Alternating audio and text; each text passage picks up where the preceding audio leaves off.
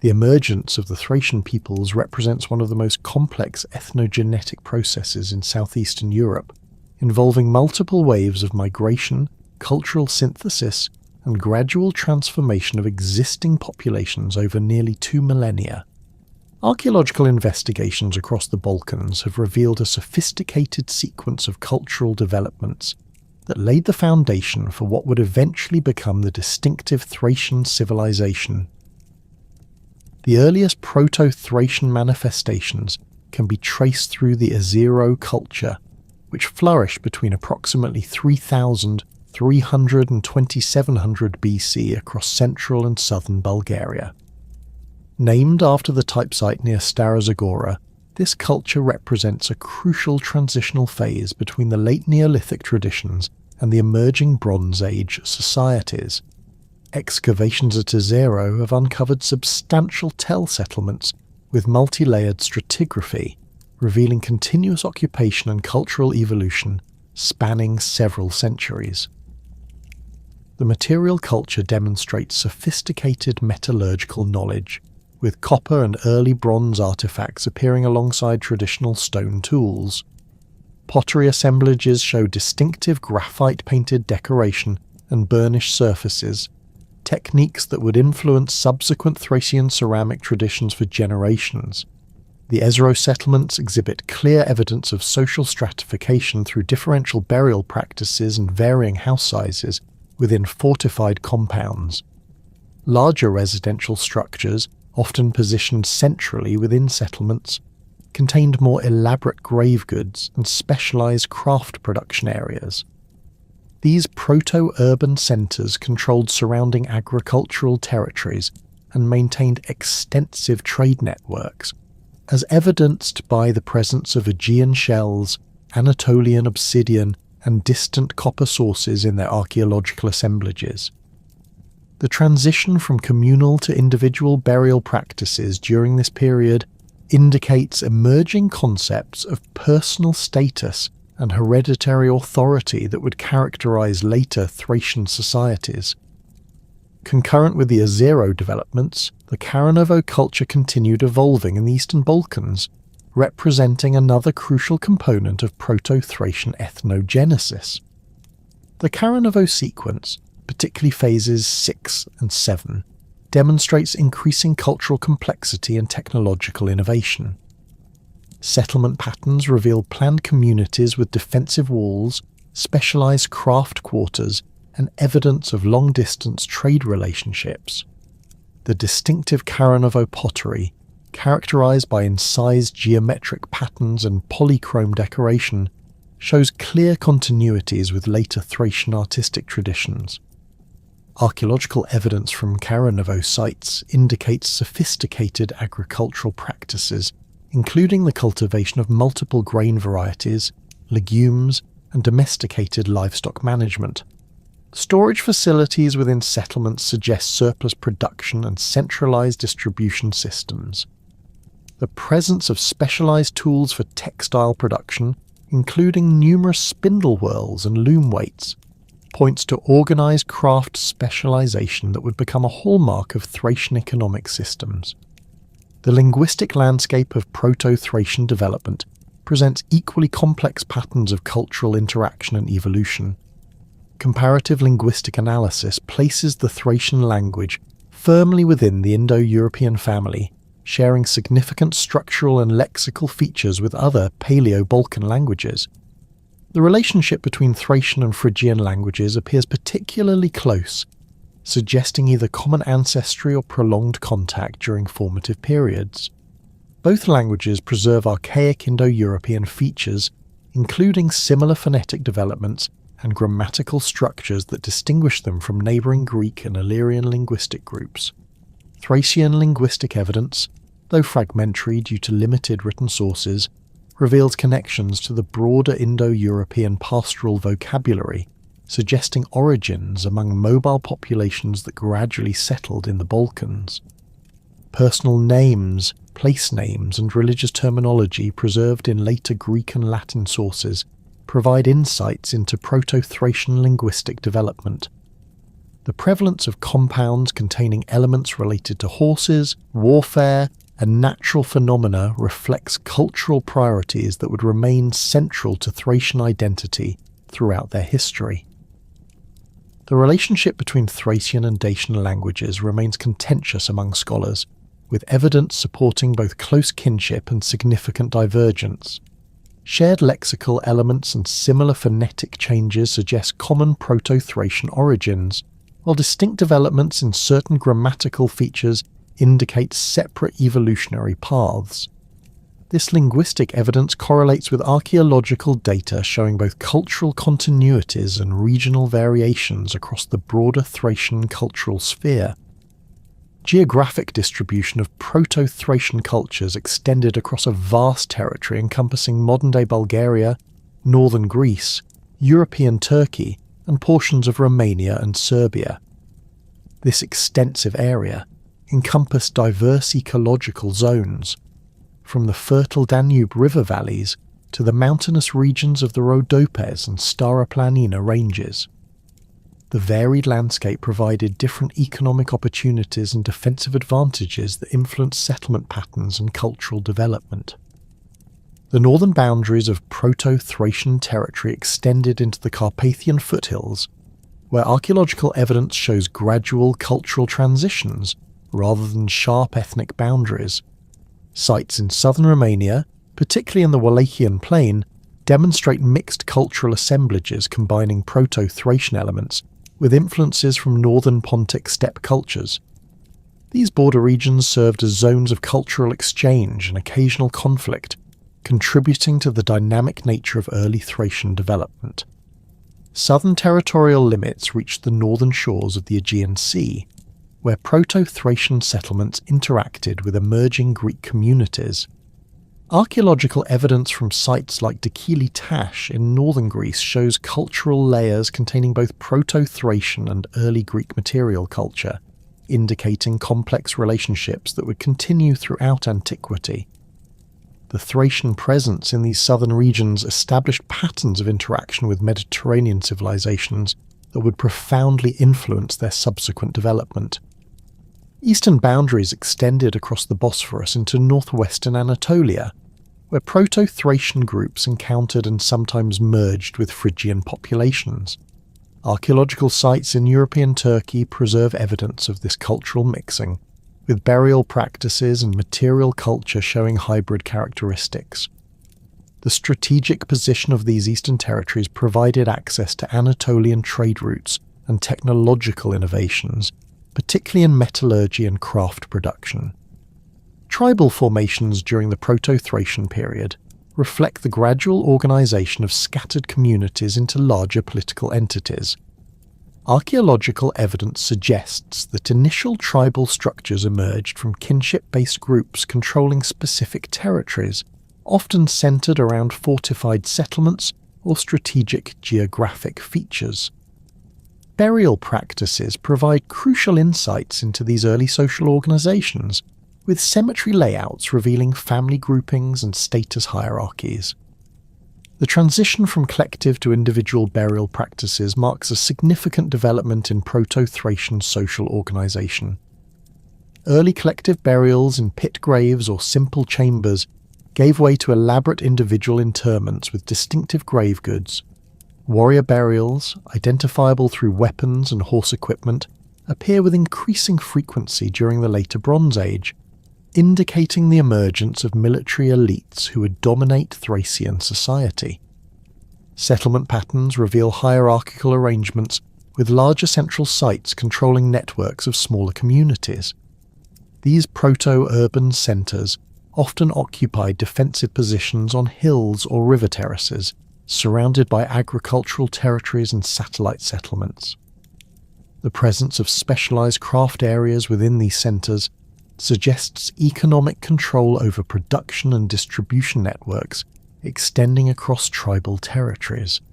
Evidence from sites like Perperikon in the Rhodope Mountains demonstrates the early establishment of religious centers that served multiple communities.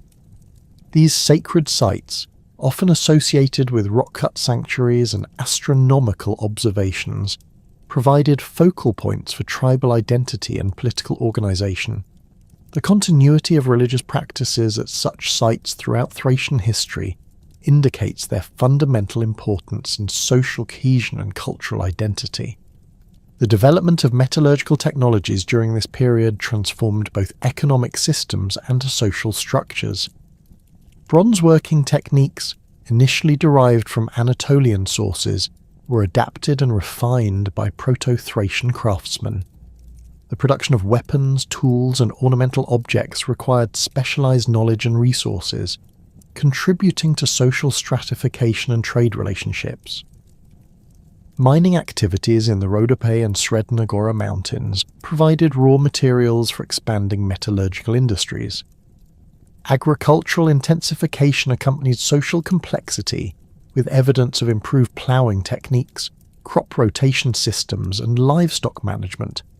The domestication of horses, which would become central to Thracian culture, appears to have occurred during this period through contact with Pontic steppe populations. Horse breeding and training required specialized knowledge and resources, contributing to the emergence of aristocratic classes associated with mounted warfare and prestige display. The collapse of Mycenaean civilization around 1200 BC created a power vacuum across the eastern Mediterranean that fundamentally altered the trajectory of Thracian development. As Bronze Age palace systems crumbled and traditional trade networks fragmented, the Proto-Thracian communities that had previously existed on the periphery of these great civilizations found themselves positioned to expand and consolidate their territories. This period witnessed the crystallization of distinctly Thracian cultural expressions and the emergence of sophisticated political entities that would define the region for centuries to come. Archaeological evidence from this transitional period reveals a marked acceleration in cultural innovation and territorial expansion. Sites previously occupied by small farming communities began showing signs of fortification and planned urban development.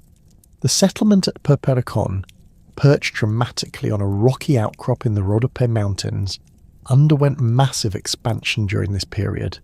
Excavations have revealed complex rock-cut chambers, elaborate drainage systems, and defensive walls that incorporated natural cliff faces with constructed fortifications. The site's strategic position commanded views across multiple river valleys, enabling control over trade routes connecting the Aegean coast with the Danube basin. The material culture emerging from these expanded settlements demonstrates sophisticated craftsmanship and distinctive artistic traditions that mark the full emergence of Thracian civilization. Pottery assemblages from sites like Perperikon and Tatul show dramatic departures from earlier Proto-Thracian traditions. Vessels display complex geometric patterns executed in multiple colours, with recurring motifs including spirals, meanders, and stylized animal forms. The technical quality of these ceramics indicates specialized production centers with master craftsmen who commanded extensive knowledge of firing techniques, clay preparation, and decorative applications. Particularly striking are the large storage vessels, or pithoi, discovered in palatial contexts at major sites. These enormous containers, some standing over 2 meters tall, feature elaborate relief decorations depicting processions of animals, geometric patterns, and what appear to be religious scenes. The technical achievement represented by these vessels, their size, decorative complexity, and structural integrity, demonstrates the presence of highly skilled artisan classes supported by wealthy patrons. Chemical analysis of clay sources indicates that certain prestigious pottery types were produced at specific centres and distributed across wide territories, suggesting centralized control over luxury craft production. The emergence of Thracian goldsmithing during this period represents perhaps the most spectacular development in their material culture. While earlier Proto-Thracian sites contained modest bronze and copper artifacts, the Bronze Age kingdoms produced goldwork of extraordinary sophistication and artistic achievement.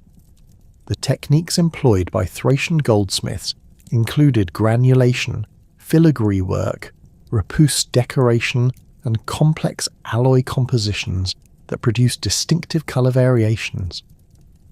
These technical innovations appear to have developed independently of contemporary Mediterranean traditions, suggesting indigenous innovation rather than mere adoption of foreign techniques.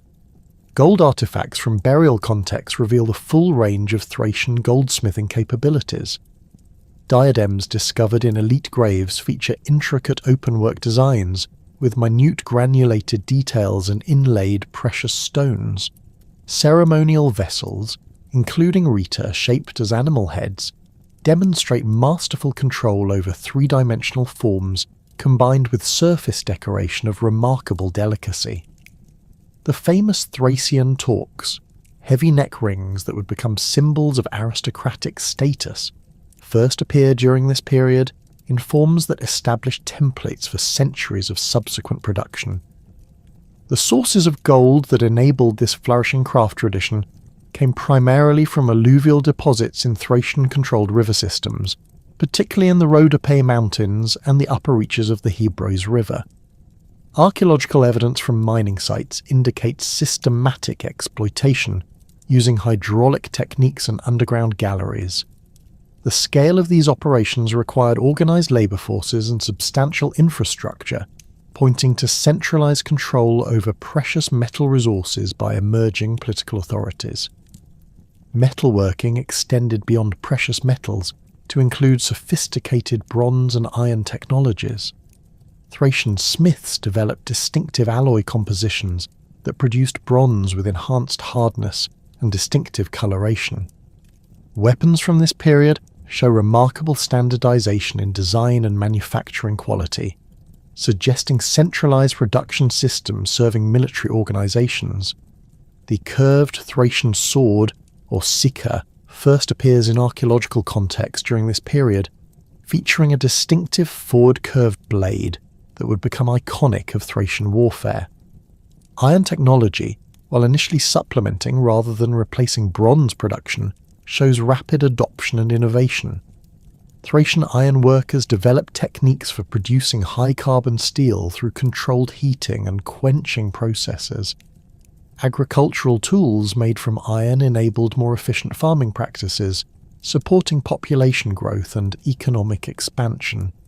The transition to iron weapons provided military advantages that contributed to Thracian territorial expansion and political consolidation. The formation of early tribal confederations and proto-kingdoms represents a fundamental shift from the kinship-based organizations of the Proto-Thracian period.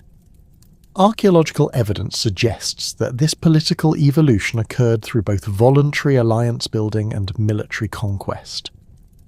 Fortified sites like Perperikon served as centres for these emerging political entities, combining religious, administrative, and military functions within single complexes. The site of Tatul, located in the eastern Rhodope, provides exceptional insights into the nature of these early kingdoms. The complex features a massive rock-cut sanctuary with astronomical alignments surrounded by extensive residential and administrative areas. The sanctuary itself consists of multiple chambers carved directly into the bedrock, connected by corridors and featuring elaborate drainage systems. The precision of the rock-cutting work and the complexity of the overall design indicate the presence of skilled architects and engineers working under centralized authority. Burial practices associated with these proto-kingdoms reveal increasingly elaborate expressions of social hierarchy and political authority. Elite graves from this period contain unprecedented quantities of luxury goods, including gold jewellery, imported ceramics, and weapons of exceptional quality. The famous burial at Varna, while slightly earlier, established patterns that continued to develop during the Bronze Age kingdoms. Later elite burials show even greater elaboration, with some graves containing entire chariots, complete horse harnesses, and sets of ceremonial weapons. The spatial organisation of cemeteries reflects the political structures of these early kingdoms. Royal or chiefly burials occupy central positions within cemetery grounds, surrounded by graves of lesser elites arranged in hierarchical patterns. Common burials, while less elaborate, show standardized practices that suggest shared cultural identity across social levels. The presence of imported goods even in modest graves indicates that the wealth generated by elite activities benefited broader populations through trade and redistribution systems. Religious practices during the Bronze Age kingdoms show both continuity with earlier traditions and significant innovations that would characterize Thracian spirituality throughout their history. The worship of the Great Mother Goddess, evidenced by numerous figurines and relief carvings, appears to have gained institutional support during this period. Sanctuaries dedicated to this deity feature elaborate architectural settings with provisions for large gatherings and ceremonial activities. The Great Mother Goddess appears in Thracian iconography as a figure of fertility and protection, often depicted with attributes linking her to both earth and sky. Relief carvings from sanctuary sites show her receiving offerings from processions of worshippers, sometimes accompanied by animals including lions, bulls, and birds.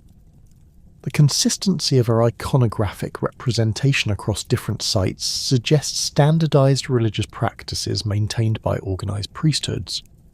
Solar cults also gained prominence during this period, with numerous sites showing astronomical alignments and solar observation capabilities.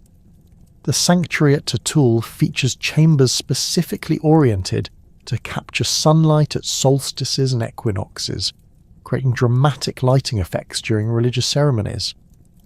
Stone circles and megalithic arrangements at various sites across Thracian territory demonstrate sophisticated understanding of astronomical cycles and their integration into religious practice. The development of Orphic traditions during this period represents one of the most significant contributions of Thracian culture to broader Mediterranean civilization. While later Greek sources would claim Orpheus as their own, archaeological and linguistic evidence suggests that the core elements of Orphic religion originated within Thracian religious traditions. The emphasis on personal salvation, the journey of the soul after death, and the power of music to bridge earthly and divine realms all reflect distinctly Thracian spiritual concepts. Mystery religions associated with Orphic traditions required initiation ceremonies conducted in underground chambers or natural caves. Archaeological investigations of cave sites in Thracian territory have revealed evidence of ritual activities including ceremonial fires, offering deposits, and rock carvings depicting mythological scenes. The secrecy surrounding these practices means that their exact nature remains unclear, but their influence on later Greek and Roman mystery cults demonstrates their fundamental importance in ancient religious development. Trade networks established during the Bronze Age kingdoms connected Thracian territories with civilizations across the known world. The collapse of Mycenaean trade systems created opportunities for Thracian merchants to establish direct relationships with emerging powers in Anatolia, the Levant, and Egypt. Archaeological evidence from major Thracian sites includes artifacts from remarkably distant sources, indicating the scope and sophistication of these commercial relationships. Amber from the Baltic coast appears in Thracian elite burials, demonstrating connections to northern European trade networks. The famous amber route, which carried this precious material from Baltic shores to Mediterranean markets, passed directly through Thracian territory. Control over segments of this trade provided substantial revenues that supported the luxury consumption evident in archaeological assemblages. Cultural exchanges with Anatolian peoples intensified during this period, facilitated by shared linguistic heritage and geographic proximity. Phrygian influences appear in Thracian pottery styles and metalworking techniques, while Thracian artistic motifs spread westward into Anatolia. The bidirectional nature of these exchanges suggests relationships based on mutual benefit rather than dominance by either party. The interaction with emerging Iron Age cultures of the Balkans created complex patterns of cultural diffusion and political alliance. Illyrian territories to the west maintained trade relationships with Thracian kingdoms while occasionally engaging in territorial conflicts. Archaeological evidence from border regions shows mixed cultural assemblages that reflect both peaceful exchange and military competition. Greek colonization along the Black Sea and Aegean coast during the 8th century BC created new opportunities and challenges for Thracian kingdoms. While some coastal territories came under direct Greek control, inland Thracian powers maintained independence while engaging in profitable trade relationships. Greek sources from this period describe Thracian kingdoms as wealthy and militarily formidable, capable of fielding large armies and controlling extensive territories. The economic foundation supporting these Bronze Age kingdoms rested on diversified production systems that combined agriculture, pastoralism, craft production, and trade. Archaeological evidence indicates systematic land management practices including terraced farming, irrigation systems, and specialized crop production. The cultivation of grapes and production of wine appear to have become important economic activities during this period, with wine serving both domestic consumption and export markets. Pastoral activities, particularly horse breeding, provided both economic returns and military capabilities that distinguished Thracian kingdoms from their neighbours. The quality of Thracian horses became legendary in the ancient world, with Greek sources consistently praising their speed, endurance, and battle-worthiness. Archaeological evidence from settlement sites includes specialized facilities for horse training and breeding, indicating systematic approaches to animal husbandry that produce superior stock. The fragmentation of Bronze Age Thracian kingdoms during the 8th century BC created conditions that would ultimately give rise to the most powerful and enduring Thracian political entity in history. As smaller tribal confederations struggled to maintain territorial control against increasing pressure from Greek colonization along the coasts and Scythian incursions from the north, a new form of centralized authority began emerging in the heartland of Thracian territory. This transformation would culminate in the establishment of the Odrysian kingdom under Thrace I, fundamentally altering the political landscape of southeastern Europe and creating the largest indigenous state the region had ever witnessed. The emergence of Thrace around 480–470 BC as the first historically documented Thracian king represents a watershed moment in the transition from tribal confederations to centralized monarchy. Unlike his predecessors, whose existence remains largely archaeological inference, Thrace appears in contemporary Greek sources as a formidable political figure capable of unifying disparate Thracian tribes under a single authority. Herodotus, writing within living memory of these events, describes Thrace as commanding vast territories and numerous subject peoples, indicating that his rise to power involves both military conquest and diplomatic alliance building on an unprecedented scale. The consolidation of power under Thrace I occurred during a period of intense external pressure that may have catalyzed internal Thracian unity. The Persian campaigns of Darius I in 513 BC had demonstrated the vulnerability of fragmented tribal societies to organized imperial forces. While the Persians ultimately withdrew from European territories, their brief occupation exposed the limitations of traditional Thracian political structures. Greek colonial expansion along the Black Sea coast simultaneously threatened Thracian access to maritime trade routes and challenged their control over crucial river valleys.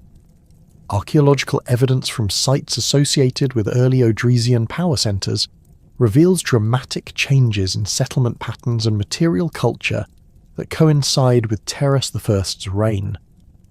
The site of Southopolis, though founded later by South III, shows earlier occupation layers containing defensive works and administrative buildings that suggest systematic territorial organisation. Excavations have uncovered standardised pottery types, uniform weapon designs, and architectural elements that indicate centralised production and distribution systems operating across wide geographical areas. The political organisation established by Thrace and refined by his successors created a sophisticated administrative structure that balanced central authority with local autonomy. The kingdom operated through a hierarchical system where the Odrysian king maintained direct control over core territories, while governing peripheral regions through subordinate rulers who retained local authority in exchange for tribute payments and military service. This system, documented in both archaeological remains and Greek historical sources, represented a significant innovation in Thracian political development. Central administration operated from royal residences that combined palatial functions with military command centres and religious sanctuaries. The royal court included specialised officials responsible for tribute collection, military organisation, diplomatic relations, and religious ceremonies.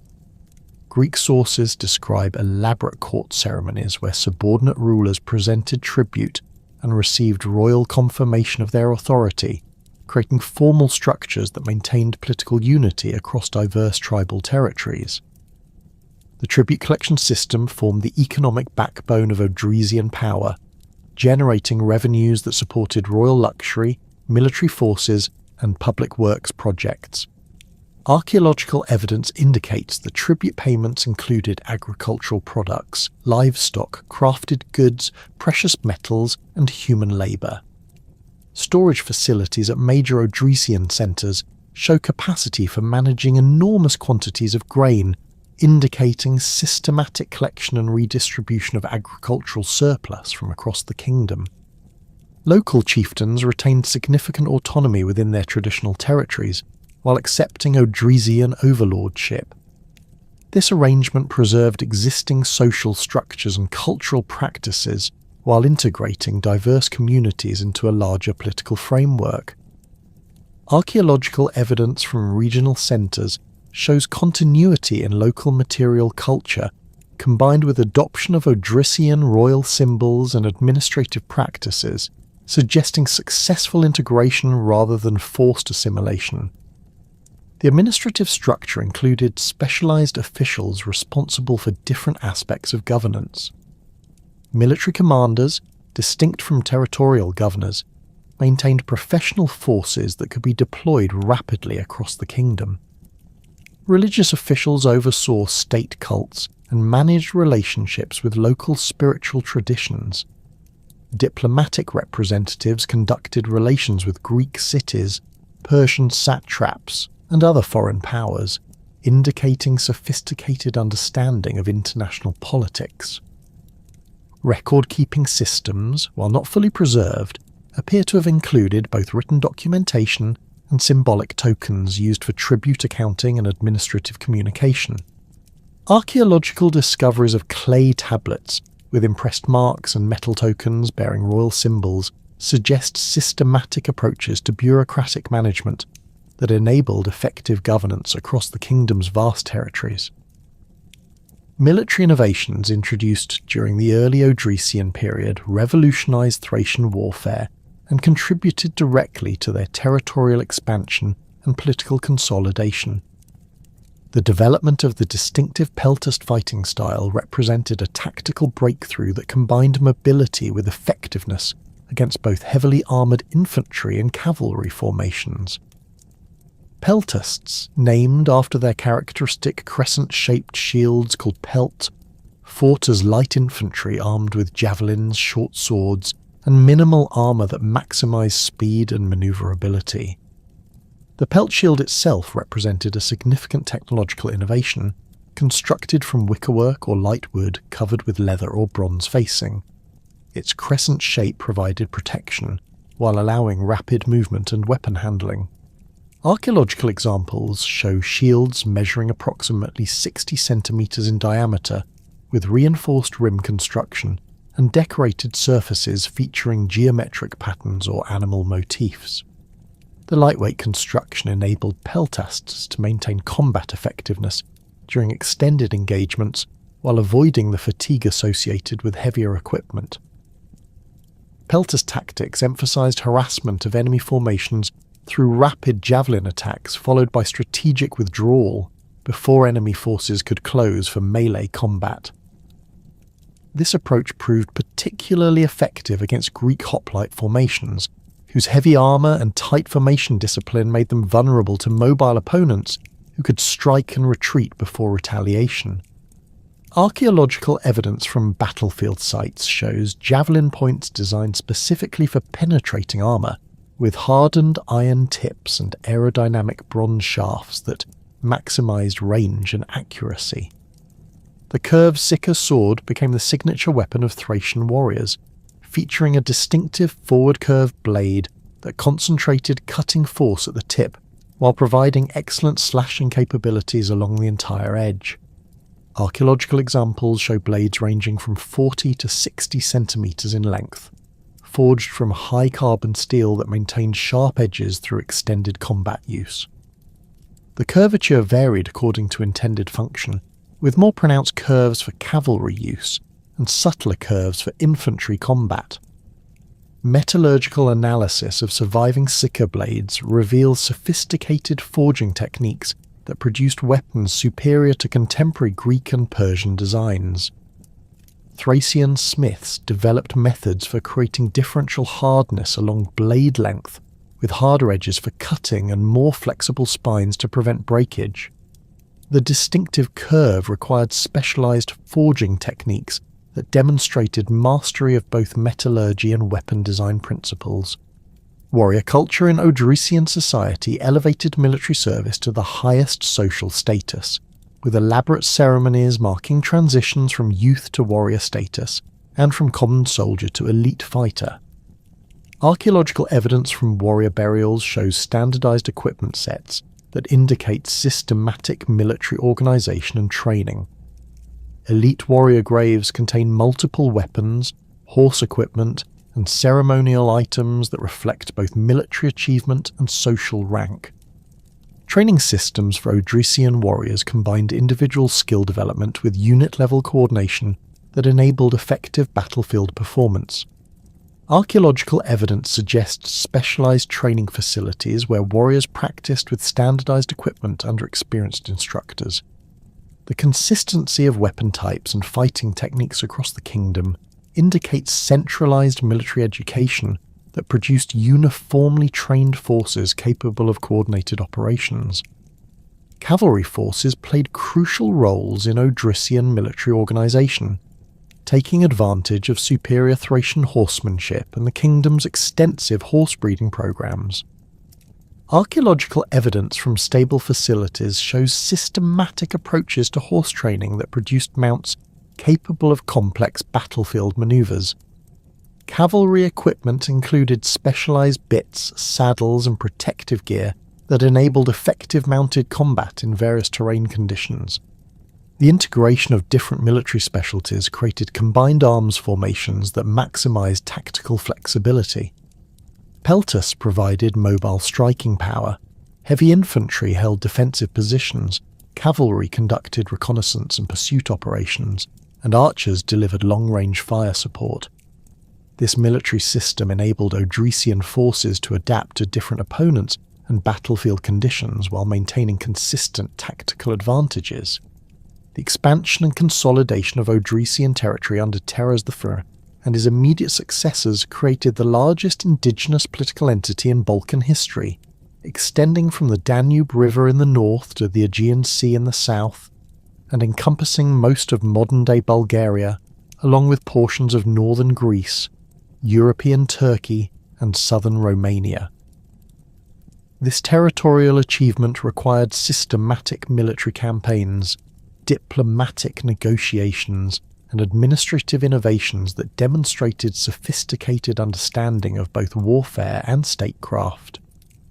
Northern expansion toward the Danube brought Odrysian forces into contact with Scythian tribes and other nomadic peoples who controlled the Pontic steppes.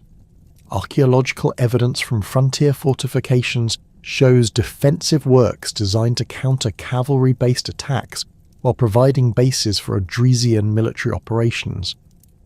These northern campaigns secured control over crucial river crossings and established tribute relationships with local populations who provided military service in exchange for protection and trade access.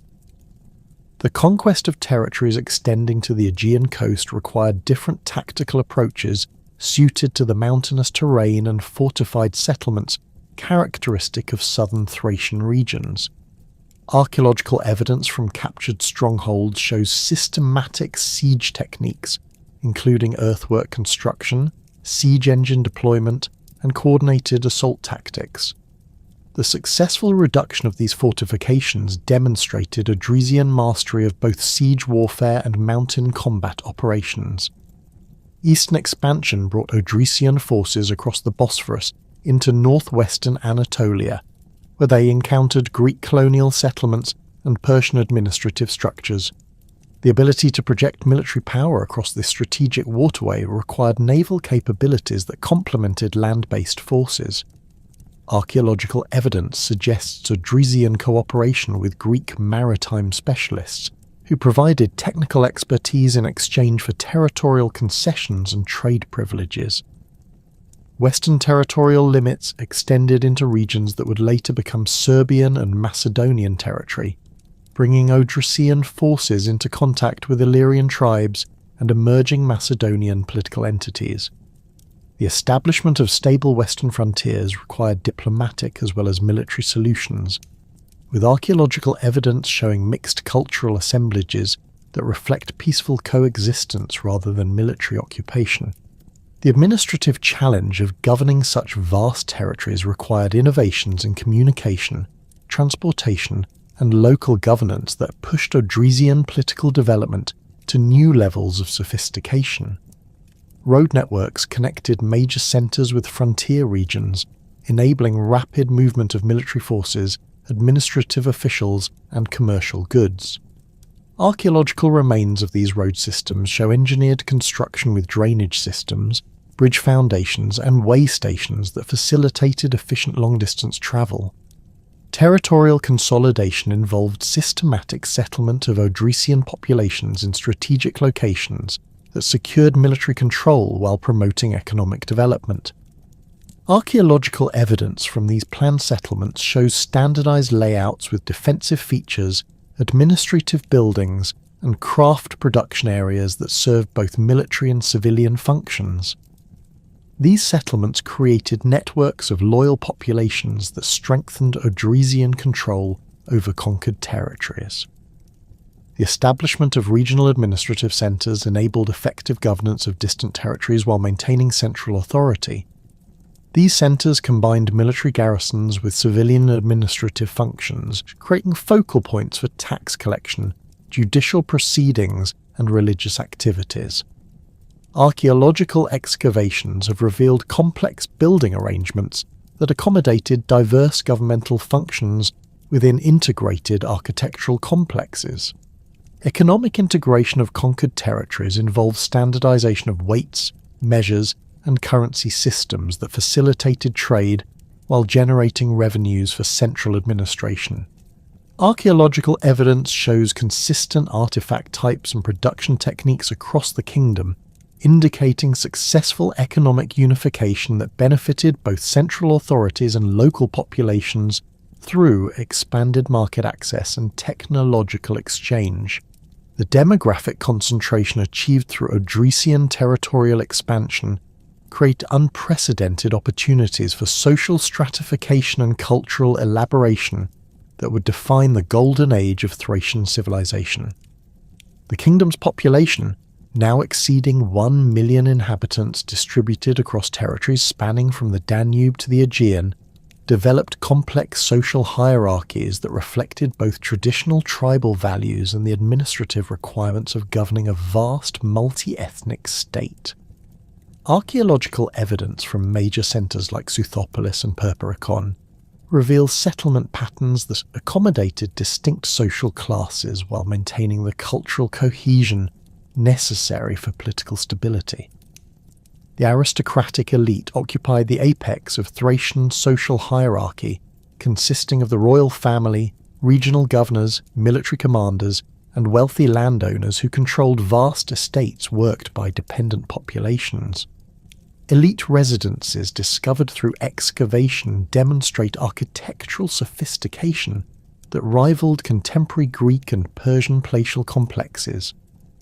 The royal residence at Southopolis featured multiple courtyards surrounded by reception halls, private apartments, administrative offices and religious chambers, all constructed with carefully fitted stone blocks and decorated with painted plaster walls depicting hunting scenes, religious ceremonies and geometric patterns.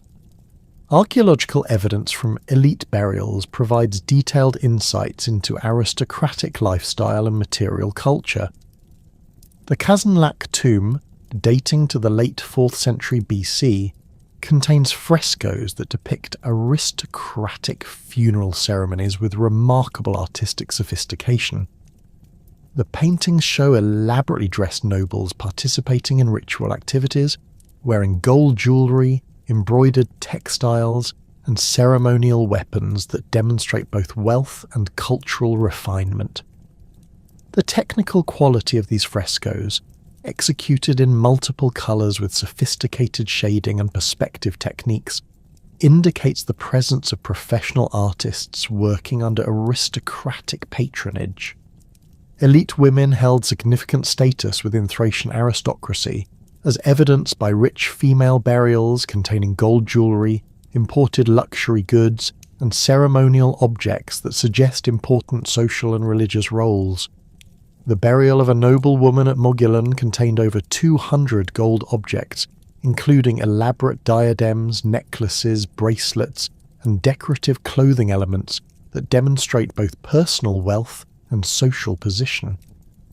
The presence of ceremonial vessels and religious symbols in female graves indicates that aristocratic women participated actively in religious leadership and political decision-making. Military aristocracy formed a distinct subgroup within the elite class, with warrior nobles who combined martial prowess with territorial authority. Archaeological evidence from warrior burials shows standardized sets of high-quality weapons, horse equipment, and armor that indicate professional military training and systematic organization. Elite warriors received grants of land and dependent populations in exchange for military service, creating a feudal-like system that provided the kingdom with reliable military forces while rewarding loyal service with social advancement. The middle ranks of Thracian society included skilled craftsmen, merchants, minor landowners, and administrative officials who served the needs of both elite and common populations. Archaeological evidence from craft quarters in major settlements reveals specialized production areas where metal workers, potters, textile producers, and other artisans created goods for both local consumption and long-distance trade. The standardization of craft products across the kingdom indicates systematic training and quality control that maintained Thracian reputation for superior craftsmanship. Metalworkers occupied particularly prestigious positions within the artisan class due to the importance of weapons, tools, and luxury objects in Thracian culture. Archaeological investigation of workshops has revealed sophisticated furnaces, specialized tools, and raw material storage areas that demonstrate advanced metallurgical knowledge. The production of the distinctive Thracian silver and gold vessels required techniques including repousse work, engraving, and complex alloy preparation that demanded years of training and considerable artistic skill. Merchants formed another important middle-class group, facilitating trade relationships that connected Thracian territories with markets across the known world. Evidence from commercial districts shows standardized weights and measures, storage facilities, and accounting systems that enabled efficient long-distance commerce. Merchant families accumulated substantial wealth through control over trade routes, with some achieving social status approaching that of minor nobility through successful commercial enterprises. Agricultural populations constituted the majority of Thracian society, including both free farmers who owned small plots of land and dependent peasants who worked estates belonging to aristocratic landowners. Archaeological evidence from rural settlements shows substantial farmhouses surrounded by agricultural buildings, storage facilities, and craft workshops that indicate relatively prosperous farming communities. The presence of iron agricultural tools, improved ploughing equipment, and systematic field arrangements demonstrates technological advancement that increased agricultural productivity and supported population growth.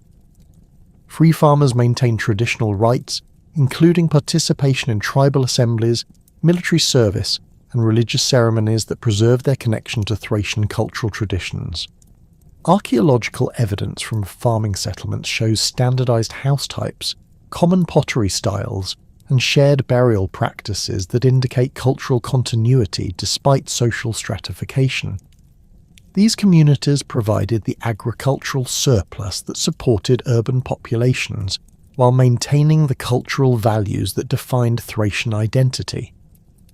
Dependent agricultural workers, while lacking the freedoms of independent farmers, appear to have enjoyed better conditions than slaves in contemporary Greek or Persian societies.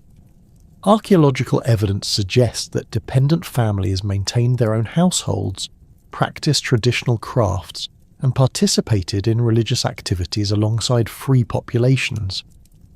The integration of dependent workers into Thracian communities, rather than their segregation, indicates social systems that emphasize cultural unity over rigid class distinctions. Slavery existed within Thracian society, but appears to have been less central to economic production than in contemporary Mediterranean civilizations. Archaeological evidence suggests that slaves were primarily war captives who worked in domestic service, mining operations, and specialized craft production rather than agricultural labor. The relatively small scale of slave-based production indicates that Thracian economic systems relied more heavily on free and semi-free labor than on enslaved populations. The treatment of slaves in Thracian society appears to have been relatively humane compared to contemporary practices elsewhere, with evidence suggesting opportunities for manumission and integration into free populations. Archaeological finds from settlements include burials of apparent former slaves who achieved free status and accumulated modest wealth through successful craft production or military service. This social mobility, while limited, indicates that Thracian society maintained some flexibility in status arrangements. Religious beliefs and practices during the Odrysian period reflected both ancient Thracian traditions and influences from contact with Greek, Persian, and other Mediterranean cultures. The pantheon of Thracian deities combined indigenous nature spirits with anthropomorphic gods who governed specific aspects of human activity. Archaeological evidence from sanctuary sites reveals complex religious systems that integrated personal devotion, community celebrations, and state ceremonies into comprehensive spiritual frameworks that reinforce social cohesion and political authority. The cult of Dionysus held particular significance in Thracian religious life, though the Thracian version of this deity differed substantially from Greek interpretations. Thracian Dionysus appeared as a god of fertility, death, and rebirth, who governed the cycles of agricultural production and human mortality. Archaeological evidence from Dionysiac sanctuaries shows ritual equipment including ceremonial vessels, masks, and musical instruments used in religious celebrations that combined ecstatic dancing, wine consumption, and symbolic death and resurrection ceremonies. The sanctuary at Purpurakon provides exceptional evidence for Dionysiac worship, with rock-cut chambers that created acoustic effects during religious ceremonies. Excavations have revealed altars, offering deposits, and carved reliefs that depict ritual activities including animal sacrifices, wine libations, and ceremonial meals shared between worshippers and divine powers. The architectural sophistication of these religious facilities indicates substantial investment in religious infrastructure that served both local communities and pilgrims from across the kingdom. Mystery religions associated with Orphic traditions offered initiates personal salvation through secret knowledge and ritual purification. Archaeological evidence from cave sanctuaries and underground chambers reveals specialized facilities for initiation ceremonies that promise spiritual transformation and eternal life. The Orphic mysteries emphasize the divine nature of the human soul and its potential for liberation from earthly existence through proper religious knowledge and moral behaviour. The legendary figure of Orpheus, while later claimed by Greek culture, appears to have originated within Thracian religious traditions as a divine musician, whose songs could bridge the gap between earthly and supernatural realms. Archaeological evidence includes numerous depictions of musicians in religious contexts, suggesting that music played central roles in Thracian spiritual practices. The power attributed to musical performance in religious ceremonies reflects beliefs about sound's ability to communicate with divine powers and transform human consciousness. Thracian artistic traditions reached unprecedented heights during this period, producing masterworks that combined technical excellence with distinctive cultural expressions. The extraordinary treasure hoards discovered at sites like Panegyriște and Rogozin demonstrate the sophisticated artistic capabilities of Thracian craftsmen and the wealth that supported their patronage. These collections include vessels, jewellery, and ceremonial objects that represent the pinnacle of ancient metallurgical and decorative arts. The Panegyriște treasure, discovered in 1949, consists of 9 gold vessels weighing over 6 kilograms total and dating to the late 4th or early 3rd century BC. The collection includes rita shaped as animal heads, amphora-shaped vessels with figural decorations, and phylae with complex relief work that demonstrates mastery of multiple goldsmithing techniques. The iconographic program combines Thracian religious symbols with Greek mythological scenes, indicating cultural synthesis that reflects the cosmopolitan nature of Odrysian court culture. Technical analysis of the Panegyriște vessels reveals sophisticated manufacturing techniques, including lost wax casting, repousse decoration, engraving, and granulation work that required specialized tools and extensive training. The gold alloy composition varies among different vessels, suggesting deliberate manipulation of metal properties to achieve specific visual and functional characteristics. The precision of decorative details, including minute facial features and textile patterns, demonstrates artistic capabilities that rival the finest contemporary Greek and Persian work. The Rogozin treasure, consisting of 165 silver vessels discovered in 1986, provides evidence for the broader distribution of luxury metalwork beyond royal circles. The collection includes vessels of various sizes and functions, from large ceremonial bowls to small drinking cups, all decorated with relief work depicting mythological scenes, animal figures, and geometric patterns. The stylistic consistency across the collection suggests production by related workshops operating under common artistic traditions. Iconographic analysis of the Rogozin vessels reveals complex symbolic programs that combine Thracian religious imagery with influences from Greek, Persian, and Scythian artistic traditions. Scenes depicting the Great Mother Goddess appear alongside representations of Dionysiac ceremonies, hunting scenes, and mythological narratives that reflect the cultural diversity of Odrysian society. The technical quality of the relief work, achieved through hammering and chasing techniques, demonstrates sophisticated understanding of metal properties and decorative possibilities. The distribution of similar luxury objects across multiple sites indicates systematic production and distribution networks that served elite populations throughout the kingdom. Archaeological evidence from workshop sites shows specialized facilities for precious metal working, including furnaces designed for specific temperature requirements, tool sets for different decorative techniques, and raw material storage areas that suggest large-scale production operations. Daily life in Thracian settlements during this period reflected both traditional cultural practices and innovations, resulting from increased wealth and cultural contact. Archaeological evidence from residential areas shows house types ranging from simple single-room structures for common families to complex multi-room compounds for wealthy households.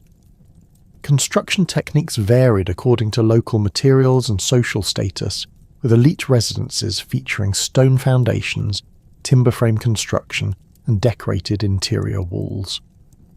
Settlement patterns across the kingdom show planned urban development that accommodated diverse functional requirements while maintaining defensive capabilities.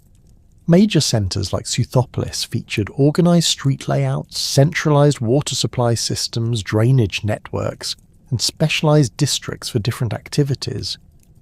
Archaeological evidence indicates systematic urban planning that balanced residential, commercial, administrative, and religious functions within integrated community designs. Economic activities within settlements included both subsistence production and specialised crafts that served local and regional markets. Archaeological evidence from workshop areas shows production facilities for pottery, metalworking, textile production, leatherworking, and food processing that supplied community needs while generating surplus for trade. The standardization of craft products indicates systematic training and quality control that maintained consistent production standards. Agricultural activities formed the economic foundation of Thracian society, with farming practices that combine traditional techniques with innovations that increase productivity. Archaeological evidence shows systematic field arrangements, improved ploughing equipment, crop rotation systems, and storage facilities that enabled efficient agricultural production. The cultivation of grains, legumes, fruits, and vegetables provided dietary diversity while generating surplus for urban populations and export markets. Animal husbandry played crucial roles in Thracian economic systems, with specialised breeding programs that produced livestock for food, materials, and transportation. Horse breeding remained particularly important, with archaeological evidence showing dedicated facilities for training and maintaining the superior horses that formed the basis of Thracian military and economic power. Cattle, sheep, goats, and pigs provided meat, dairy products, leather, and wool that supported both subsistence needs and craft production. Mining operations in the Rhodope Mountains and other mineral-rich regions provided raw materials for the metallurgical industries that created Thracian wealth and military superiority. Archaeological evidence from mining sites shows systematic extraction techniques, including shaft mining, hydraulic processing, and ore concentration methods that maximized recovery of precious metals. The scale of these operations required organized labor forces and substantial infrastructure investment that generated employment while producing the gold and silver that funded royal activities. The expansion of Greek maritime activity into the Black Sea and northern Aegean during the 8th and 7th centuries BC fundamentally transformed the relationship between Thracian societies and the broader Mediterranean world. What had previously been sporadic contact through overland trade routes evolved into systematic colonization efforts that established permanent Greek settlements along the Thracian coastline. These colonial foundations created complex zones of cultural interaction where Greek settlers, indigenous Thracian populations, and mixed communities developed new forms of economic, political, and social organization that would influence both civilizations for centuries. The establishment of Byzantium around 660 BC by Megarian colonists marked the beginning of intensive Greek settlement in Thracian territories. The site's strategic position controlling the Bosphorus Strait provided access to Black Sea trade routes, while offering defensible terrain for colonial development. Archaeological excavations in the lower levels of Istanbul have revealed the earliest Greek settlement layers containing pottery, architectural remains, and burial practices that demonstrate the colonists' attempts to recreate familiar urban environments within Thracian territory. The initial Greek settlement occupied a relatively small area on the eastern tip of the peninsula, surrounded by Thracian communities who controlled the surrounding countryside and maintained their traditional settlement patterns. The relationship between the Greek colonists at Byzantium and local Thracian populations appears to have developed through negotiated coexistence rather than military conquest. Archaeological evidence from the colonial period shows Greek and Thracian material culture appearing together in the same stratigraphic layers, indicating regular interaction and possible intermarriage between the communities. Thracian pottery types found within the Greek settlement areas suggest that local populations provided agricultural products and craft goods to the colonists, while Greek artifacts in nearby Thracian sites indicate reciprocal exchange relationships. The economic foundation of Byzantium rested on its position as a transit point for goods moving between Europe and Asia, with the colony serving as a commercial hub where Thracian products could be exchanged for Mediterranean commodities.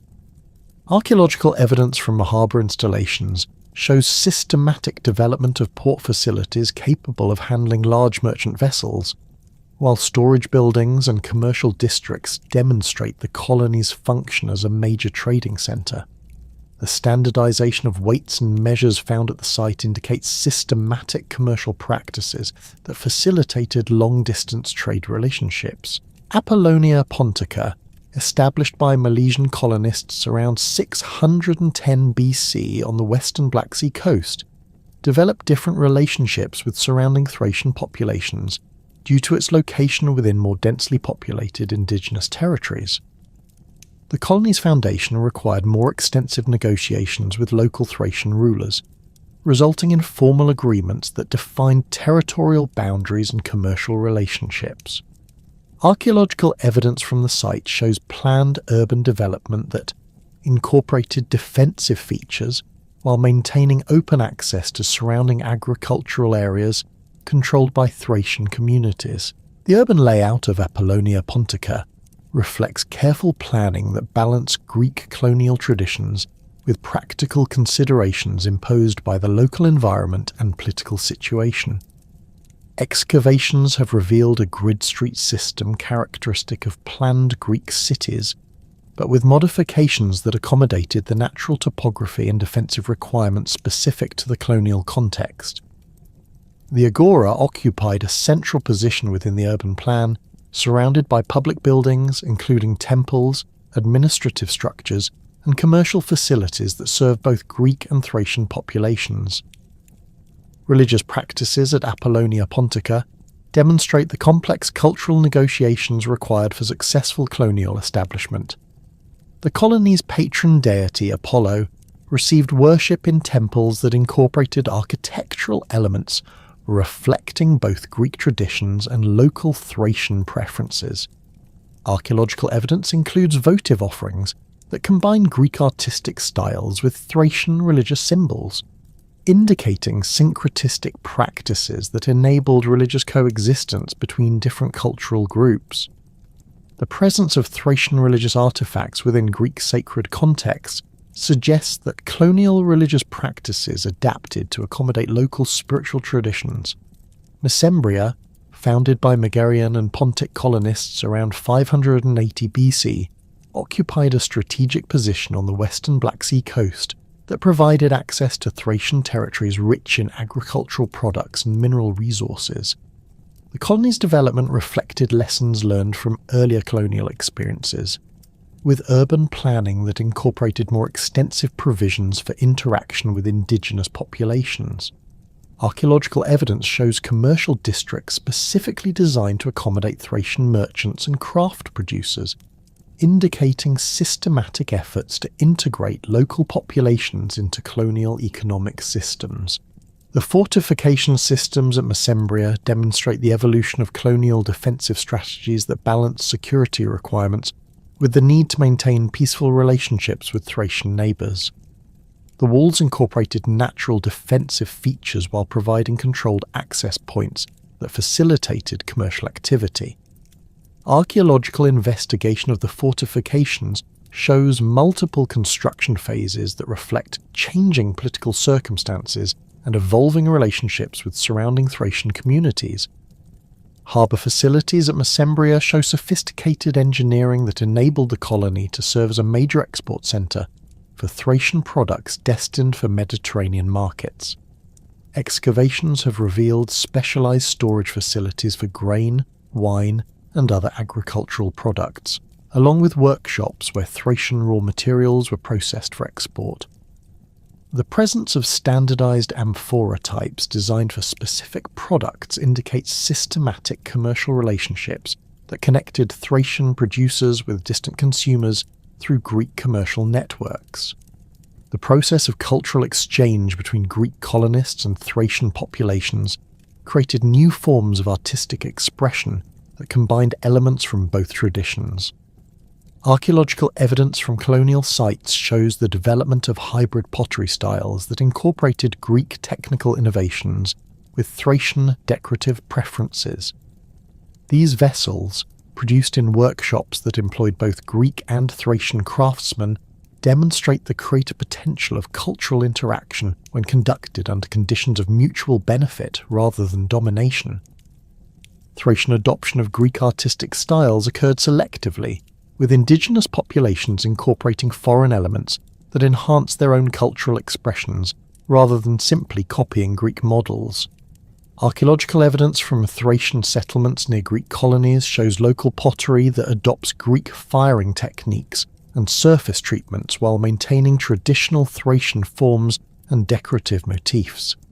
This selective adoption indicates sophisticated cultural judgment that preserved Thracian identity while embracing beneficial innovations. The development of mixed artistic traditions extended beyond pottery to include metalworking, sculpture, and architectural decoration.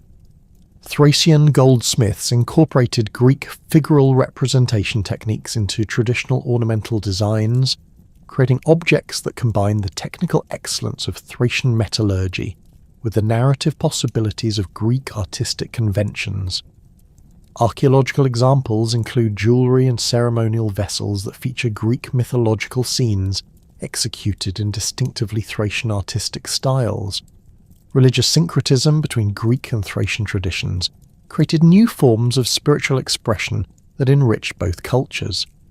The identification of Thracian deities with Greek counterparts enabled religious communication between different populations, while preserving the essential characteristics of indigenous spiritual traditions.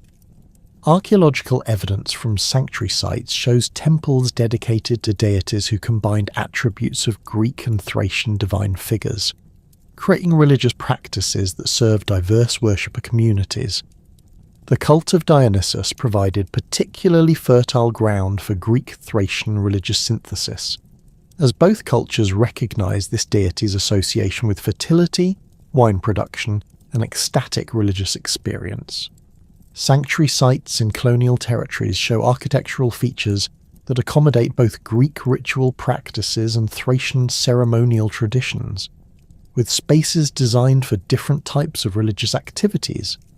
Archaeological evidence includes ritual equipment that combines Greek and Thracian ceremonial objects, indicating integrated religious practices that drew from both cultural traditions. Mystery religions associated with Orphic traditions gained particular prominence in areas of Greek-Thracian cultural contact, as these spiritual practices appeal to populations seeking religious experiences that transcended cultural boundaries. Archaeological evidence from mystery cult sites shows architectural features designed to accommodate secret initiation ceremonies, with underground chambers and acoustic arrangements that created dramatic religious experiences. The international character of these mystery religions enabled cultural exchange at the deepest levels of spiritual belief and practice. The military reputation of Thracian warriors became legendary throughout the Greek world, leading to systematic recruitment of Thracian mercenaries for conflicts across the Mediterranean. Greek sources consistently praised Thracian fighting abilities, describing warriors who combined exceptional individual skill with disciplined unit coordination that made them valuable allies in various military contexts. The demand for Thracian mercenaries created economic opportunities that benefited both individual warriors and the communities that supplied them.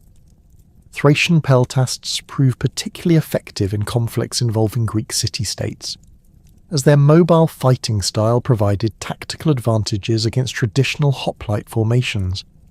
Archaeological evidence from battlefields shows javelin points and shield fragments that demonstrate the effectiveness of Thracian equipment and tactics in various combat situations.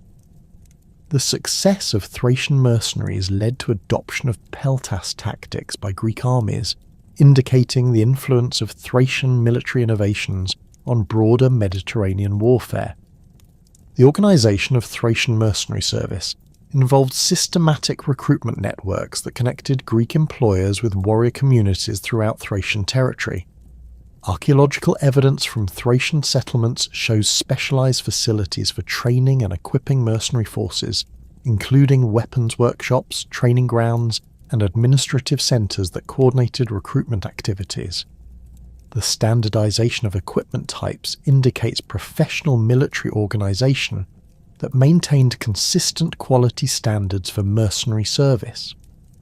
Thracian cavalry units gained particular renown for their effectiveness in reconnaissance, pursuit and harassment operations that complemented Greek infantry tactics. The superior quality of Thracian horses, combined with exceptional horsemanship skills developed through generations of pastoral traditions, created mounted forces that were highly valued by Greek military commanders. Archaeological evidence from stable facilities shows systematic horse breeding and training programs that produced mounts specifically suited for military service. The economic impact of mercenary service extended beyond individual compensation to include broader commercial relationships that connected Thracian communities with Mediterranean markets. Mercenary wages, paid in Greek silver coins, provided purchasing power that enabled Thracian populations to acquire foreign goods and technologies. Archaeological evidence from Thracian settlements shows increasing quantities of Greek pottery, metalwork, and other manufactured goods that reflect the economic benefits of military service. The reputation of Thracian warriors extended beyond their technical military capabilities to include cultural characteristics that impressed Greek observers. Ancient sources describe Thracian warriors as exceptionally brave, loyal to their comrades, and capable of enduring extreme hardships without complaint. These cultural qualities, combined with their military effectiveness, made Thracian mercenaries highly sought after for campaigns requiring both fighting ability and reliability under difficult conditions. Diplomatic relations between Thracian kingdoms and Greek city-states developed through complex negotiations that balanced competing interests while maintaining generally peaceful coexistence. The Odrysian kingdom, as the dominant Thracian political entity, conducted formal diplomatic relationships with major Greek powers including Athens, Sparta, and various colonial cities.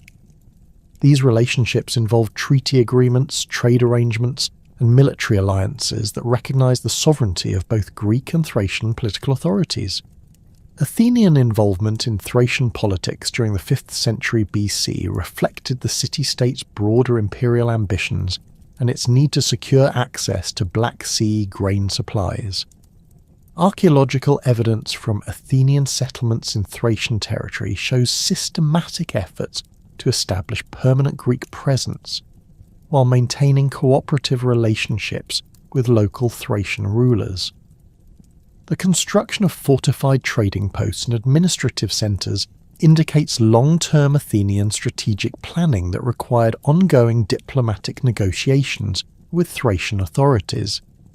The Athenian expedition to the Chersonese under Miltiades created a precedent for Greek political involvement in Thracian affairs that would influence subsequent diplomatic relationships. Archaeological evidence from the Chersonese settlements shows planned urban development that incorporated both Greek and Thracian populations within integrated communities. The success of these settlements depended on maintaining peaceful relationships with surrounding Thracian territories through systematic diplomatic engagement and commercial cooperation.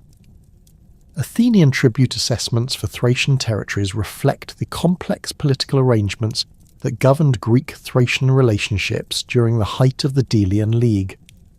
Archaeological evidence from tribute collection centres shows administrative facilities designed to process payments from diverse Thracian communities, indicating systematic bureaucratic relationships that formalised political connections between Athens and Thracian rulers.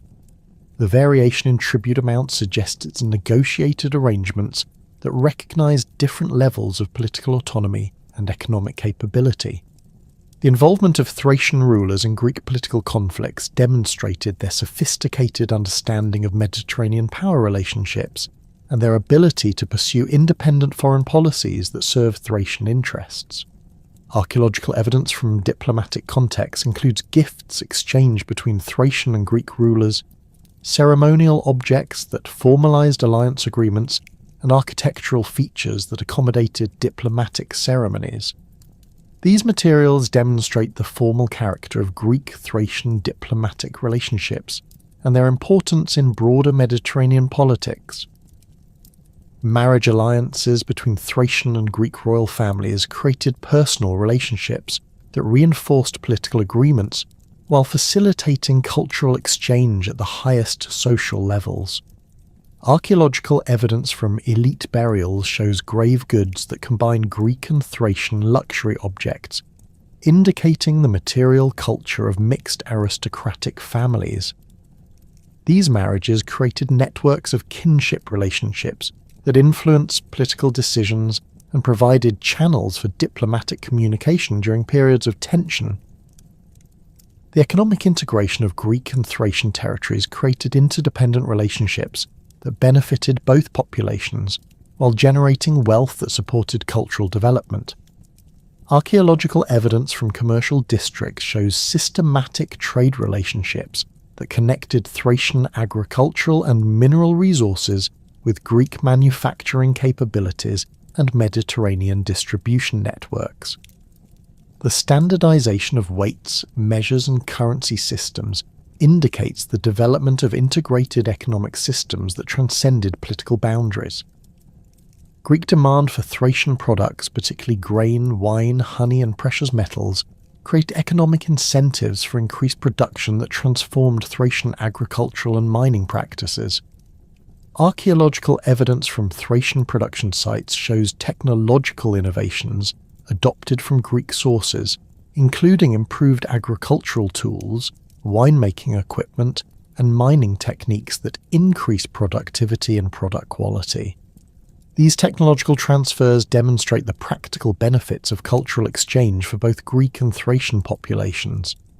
The development of mixed commercial communities in border regions created new forms of social organisation that combined Greek and Thracian traditions.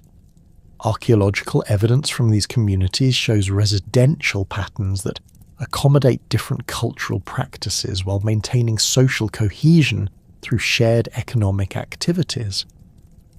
The presence of both Greek and Thracian religious facilities within single communities indicates successful cultural integration that preserved distinct identities while enabling practical cooperation. The commercial communities that had developed along the Greek-Thracian borderlands during the previous century provided Philip II of Macedon with detailed intelligence about Thracian political structures, military capabilities, and territorial vulnerabilities when he began planning his systematic conquest of the region. Unlike previous Greek interventions that had focused primarily on coastal areas and commercial relationships, Philip's campaigns represented a comprehensive strategy to incorporate Thracian territories directly into the expanding Macedonian kingdom. The wealth generated by Thracian gold mines, the strategic importance of controlling routes to the Black Sea, and the military potential of Thracian warriors all factored into Philip's decision to launch major campaigns against the Odrysian kingdom and its allied tribes. Philip's initial probing attacks against Thracian territories began around 352 BC, with raids designed to test Odrysian military responses and identify potential allies among disaffected tribal groups.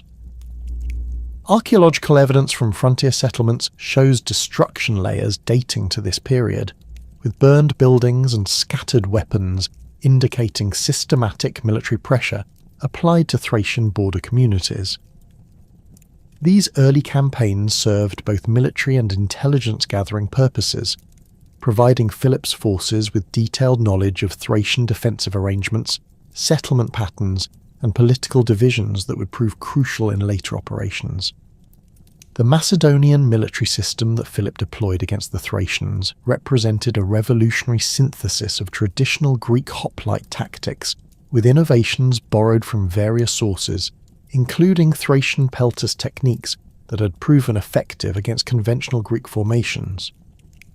Philip's army combined the disciplined cohesion of the Macedonian phalanx with flexible light infantry units, powerful cavalry formations, and sophisticated siege equipment that could reduce fortified positions.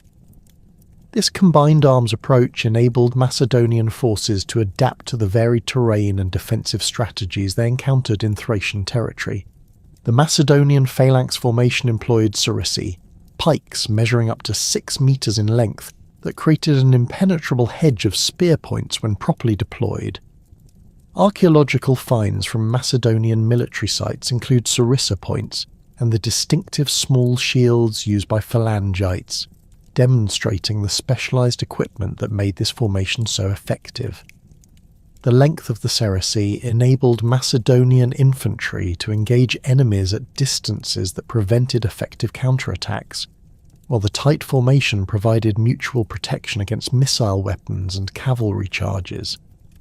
Companion cavalry units formed the elite striking force of Philip's army, consisting of Macedonian nobles equipped with superior horses, armour and weapons who could deliver decisive charges at crucial moments in battle. Archaeological evidence from cavalry equipment includes bronze and iron horse bits, decorative harness fittings, and specialized cavalry weapons that demonstrate the sophistication of Macedonian mounted warfare. The tactical coordination between phalanx infantry and companion cavalry created combined operations that maximized the advantages of both force types while minimizing their individual vulnerabilities. Light infantry units in Philip's army included both Macedonian troops trained in peltas tactics and allied forces recruited from various sources, including some Thracian mercenaries who provided expertise in local terrain and enemy tactics. These flexible units could operate independently for reconnaissance and harassment missions, or coordinate with heavy infantry and cavalry in major battles. Archaeological evidence from light infantry equipment shows standardized javelin points, small shields, and minimal armor that enabled rapid movement while maintaining combat effectiveness. Siege warfare capabilities gave Philip's forces decisive advantages when attacking Thracian fortified positions that had previously proven impregnable to conventional assault. Macedonian engineers developed sophisticated siege equipment, including torsion catapults, battering rams, siege towers, and undermining techniques that could breach even the strongest fortifications. Archaeological evidence from besieged sites shows impact damage from siege engines, collapsed walls from undermining operations, and evidence of systematic siege works that demonstrate the effectiveness of Macedonian siegecraft. The systematic nature of Philip's Thracian campaigns becomes evident through archaeological evidence showing coordinated attacks on multiple targets that prevented effective Thracian coordination of defensive responses. Rather than focusing on single major objectives, Macedonian forces conducted simultaneous operations across wide geographical areas that stretched Thracian military resources and prevented the concentration of forces necessary for effective resistance. This strategic approach reflected sophisticated military planning that took advantage of detailed intelligence about Thracian political and military organization. The campaign of 342 BC marked the beginning of Philip's decisive assault on the Odrysian kingdom, with Macedonian forces advancing along multiple axes that converged on the kingdom's core territories. Archaeological evidence from this period shows destruction layers at numerous Thracian sites, indicating systematic military pressure that overwhelmed local defensive capabilities. The speed of the Macedonian advance prevented effective Thracian mobilization of their traditional military advantages, particularly their cavalry forces and knowledge of local terrain. King Chersobleptes of the Odrysians attempted to organize resistance through traditional Thracian methods, including appeals to tribal allies, deployment of cavalry forces for harassment tactics, and retreat to fortified positions in mountainous terrain. However, the scale and coordination of the Macedonian assault exceeded anything the Thracians had previously encountered. Archaeological evidence from Odrysian royal centres shows hasty defensive preparations, including reinforcement of existing fortifications and construction of emergency defensive works that proved inadequate against Macedonian siege capabilities. The Battle of the Hebros River in 341 BC effectively ended organised Odrysian resistance to Macedonian conquest. While detailed accounts of the battle do not survive, archaeological evidence from the battlefield area shows weapon fragments, horse equipment, and human remains that indicate a major engagement involving substantial forces from both sides. The distribution of artifacts suggests that Thracian forces attempted to use their traditional cavalry advantages, but were ultimately overwhelmed by superior Macedonian coordination and equipment. Chersobleptes' capture following the battle marked the formal end of Odrysian independence, though Philip's treatment of the defeated king demonstrated sophisticated political understanding of Thracian cultural values. Rather than executing Chersobleptes or displaying him as a trophy, Philip incorporated the former Odrysian ruler into the Macedonian court system, where he retained ceremonial status while serving Macedonian political interests. This approach helped legitimize Macedonian rule among Thracian populations who might otherwise have continued resistance activities. The integration of Thracian territories into the Macedonian kingdom required administrative innovations that balanced central control with recognition of local traditions and power structures. Philip established a system of regional governors who combined Macedonian oversight with Thracian participation, creating administrative arrangements that maintained effective control while minimizing the costs of occupation. Archaeological evidence from administrative centres shows building complexes that accommodated both Macedonian officials and traditional Thracian authorities, indicating systematic efforts to create collaborative governance structures. Thracian noble families who submitted to Macedonian authority retained significant local influence while accepting integration into the broader Macedonian political system. Archaeological evidence from elite residences shows continuity in luxury consumption patterns combined with adoption of Macedonian status symbols, indicating successful integration of Thracian aristocracy into the new political order. These arrangements provided Philip with local allies who could facilitate administration, while offering Thracian elites opportunities to maintain their social positions under changed circumstances. The economic integration of conquered Thracian territories provided Philip with substantial resources that funded further military expansion and political consolidation. Thracian gold mines, particularly those in the Pangaion Hills, generated revenues that enabled Philip to maintain professional military forces and conduct extensive diplomatic activities throughout the Greek world. Archaeological evidence from mining operations shows systematic expansion and technological improvements that increased production under Macedonian administration. Agricultural production in conquered territories continued under Macedonian oversight, with systematic efforts to increase productivity through improved techniques and expanded cultivation areas. Archaeological evidence from rural settlements shows introduction of new crops, improved agricultural tools, and systematic field arrangements that increased yields while maintaining traditional farming practices. The agricultural surplus generated by these improvements supported urban populations and provided resources for military campaigns. Craft production in Thracian territories adapted to serve both local needs and broader Macedonian market demands, with workshops producing goods that combined traditional Thracian techniques with styles preferred by Macedonian consumers. Archaeological evidence from craft quarters shows standardized production techniques and quality control measures that maintained Thracian reputation for superior craftsmanship while serving expanded market networks. The integration of Thracian craft production into Macedonian economic systems provided employment for local populations while generating revenues for the royal treasury. Alexander the Great's accession to the Macedonian throne in 336 BC created immediate challenges in maintaining control over recently conquered territories, including the Thracian regions that had been incorporated into the kingdom only a few years earlier. The assassination of Philip II encouraged various subject peoples to test the resolve and capabilities of the young king, leading to rebellions and independence movements across the Macedonian Empire.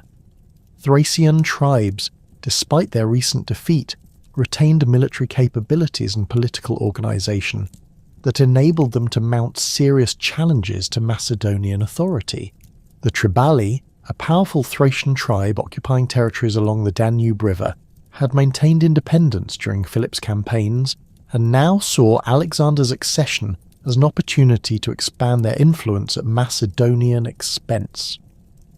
Archaeological evidence from Tribalian settlements shows military preparations including weapon stockpiling, fortification construction, and alliance-building activities that indicate systematic planning for conflict with Macedonian forces. The Triballi's strategic position controlling Danube river crossings gave them significant leverage in any military confrontation with Alexander's forces. Alexander's response to Thracian challenges demonstrated both his military capabilities and his understanding of the strategic importance of maintaining secure northern frontiers.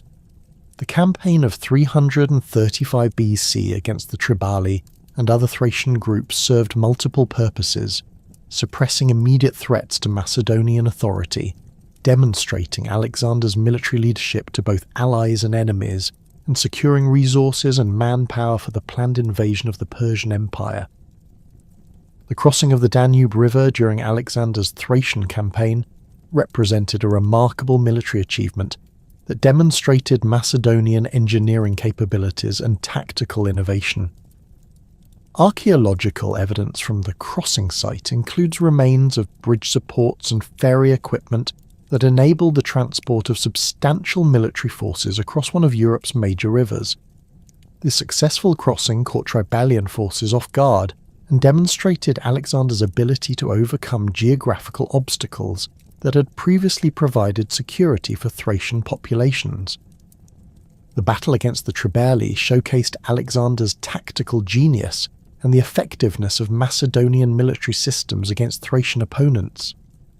While detailed battle accounts emphasize Alexander's personal courage and leadership, archaeological evidence from the battlefield shows the systematic deployment of combined arms tactics that maximized Macedonian advantages while neutralizing traditional Thracian strengths.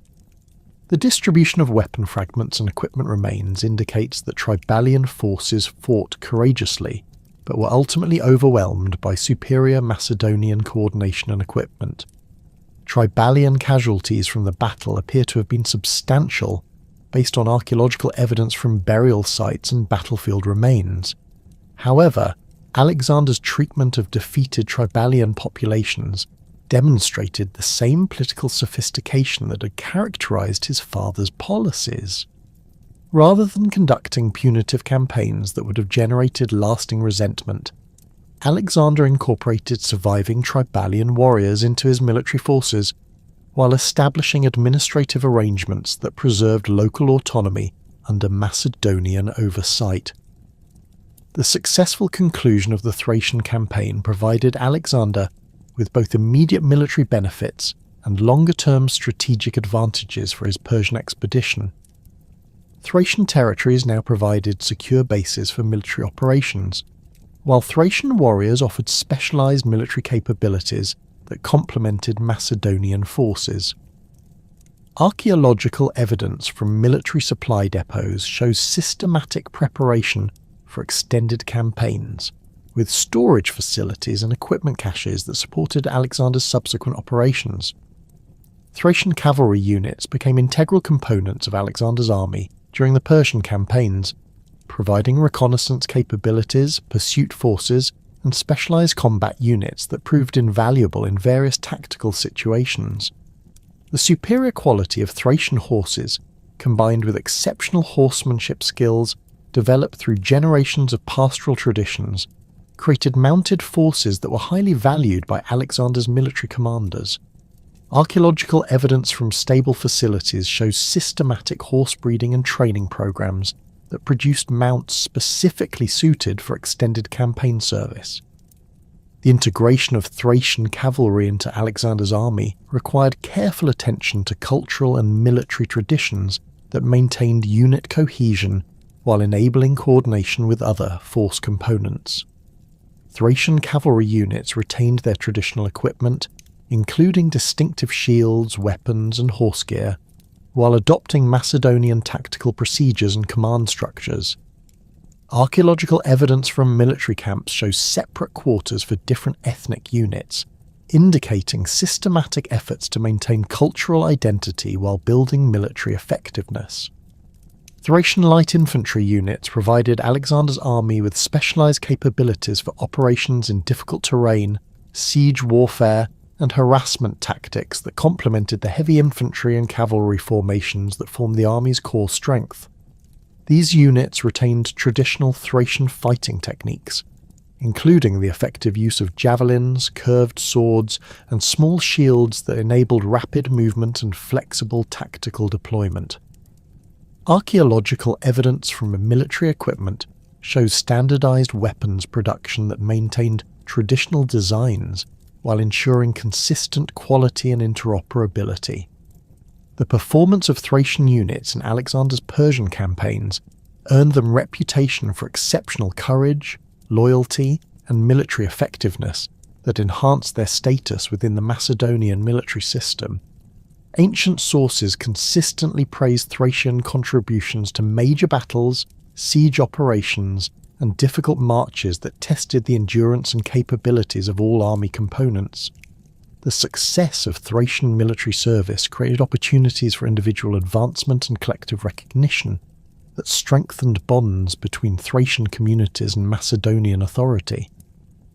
Thracian participation in Alexander's campaigns extended beyond military service to include administrative, diplomatic, and cultural roles that reflected their integration into the broader Macedonian imperial system. Thracian nobles served as regional governors, diplomatic representatives, and cultural intermediaries who facilitated communication between different ethnic groups within the empire.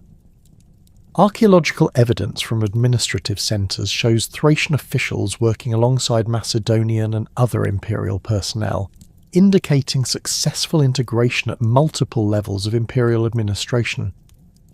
The wealth and prestige gained through service in Alexander's campaigns transformed Thracian society by creating new opportunities for social advancement and cultural development. Veterans returning from Persian campaigns brought substantial wealth in the form of booty, land grants, and imperial rewards that enabled investment in local development projects. Archaeological evidence from Thracian settlements shows construction of new public buildings, religious facilities, and residential complexes that reflect increased prosperity and cultural confidence. The cultural impact of Alexander's campaigns on Thracian society included exposure to diverse artistic traditions, religious practices, and technological innovations that enriched local cultural development. Thracian craftsmen incorporated artistic motifs and technical innovations encountered during the campaigns, creating hybrid styles that combine traditional Thracian elements with influences from across the known world. Archaeological evidence from craft workshops shows production of objects that blend Thracian, Greek, Persian, and other cultural elements in sophisticated artistic syntheses. Religious syncretism accelerated during this period as Thracian populations encountered diverse spiritual traditions through military service and cultural contact. Traditional Thracian deities gained new attributes and associations through identification with foreign divine figures, while new religious practices were adapted to fit existing spiritual frameworks. Archaeological evidence from sanctuary sites shows architectural modifications and ritual equipment that accommodated expanded religious practices while maintaining connections to traditional Thracian spirituality.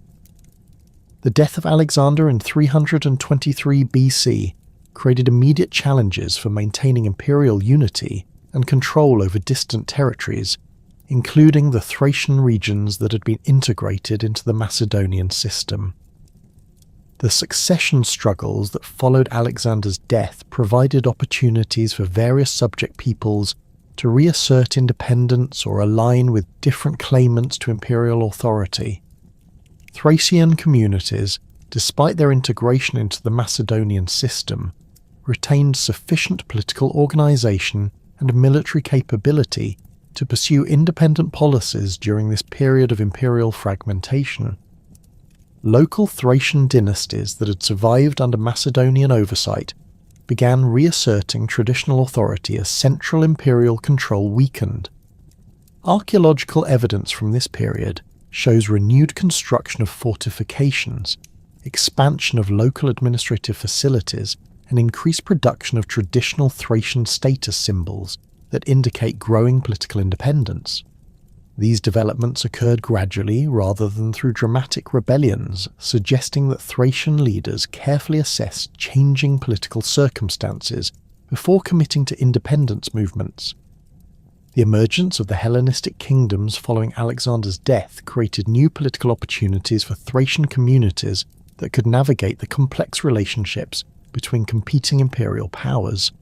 Different Thracian groups aligned with various Hellenistic rulers according to their local interests and strategic calculations, creating a patchwork of political arrangements that preserved Thracian autonomy while maintaining beneficial relationships with powerful neighbours. Archaeological evidence shows diplomatic gifts and alliance markers that indicate active Thracian participation in Hellenistic political networks. Resistance movements during the early Hellenistic period took diverse forms ranging from armed rebellion to passive non-cooperation with imperial administrative requirements. Archaeological evidence from fortified sites shows systematic preparation for military resistance, including weapon stockpiling, food storage, and defensive construction that indicate organised opposition to foreign control. However, the success of these resistance efforts varied considerably depending on local circumstances, external support, and the military capabilities of opposing forces. The survival of traditional Thracian political structures under Hellenistic rule reflected both the strength of indigenous institutions and the practical limitations of imperial administration over vast territories. Local chieftains and tribal councils continued functioning within frameworks that acknowledged Hellenistic overlordship while preserving essential elements of traditional governance. Archaeological evidence from administrative sites shows hybrid institutional arrangements that combined Hellenistic bureaucratic practices with traditional Thracian decision-making processes. Cultural transformation during the Hellenistic period involved complex processes of adaptation, resistance, and synthesis that created new forms of Thracian identity.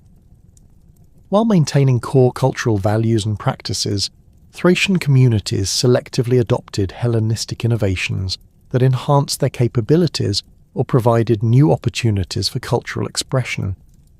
Archaeological evidence shows gradual changes in material culture, artistic styles, and settlement patterns that reflect ongoing cultural negotiation, rather than simple adoption of foreign models.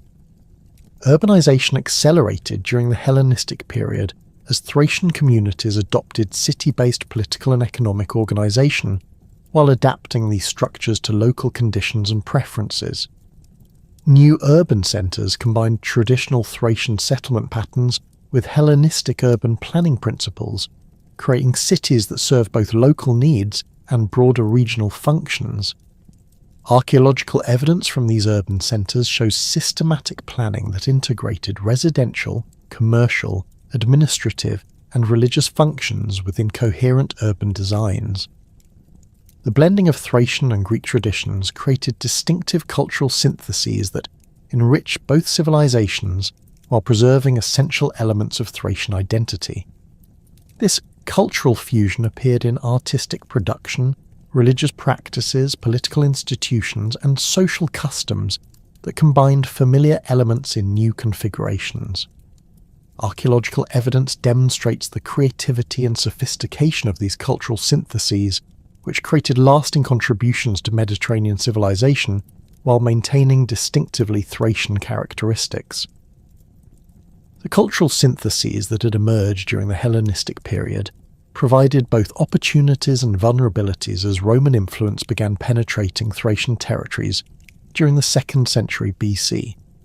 Unlike the Macedonian conquest, which had occurred through decisive military campaigns, Roman involvement in Thracian affairs developed gradually through diplomatic interventions, military alliances and commercial relationships that slowly undermined traditional political structures while creating dependencies that would eventually justify direct annexation. Roman interest in Thracian territories initially focused on strategic concerns related to protecting the northern frontiers of their expanding Balkan possessions.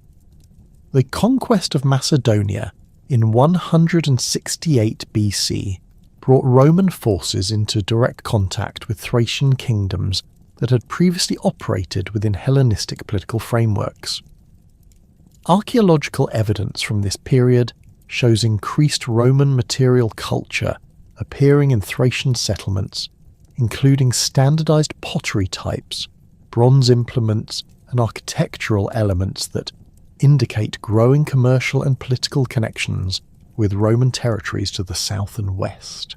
The Third Macedonian War had demonstrated Roman military superiority over Hellenistic armies, but Thracian political leaders initially believed their mountainous territories and mobile military tactics would provide adequate protection against Roman expansion. This confidence proved misplaced, as Roman diplomatic and military pressure gradually isolated individual Thracian kingdoms while preventing the formation of effective anti-Roman coalitions. Archaeological evidence from fortified sites shows hasty defensive preparations during this period, including reinforcement of existing walls and construction of new defensive works that suggest growing awareness of Roman military capabilities. Roman intervention in Thracian politics accelerated during the conflicts with Mithridates VI of Pontus, who sought to create an anti-Roman coalition that included various Thracian tribes and kingdoms. The Pontic king's promises of independence and territorial expansion appealed to Thracian leaders who had grown increasingly concerned about Roman encroachment on their traditional territories.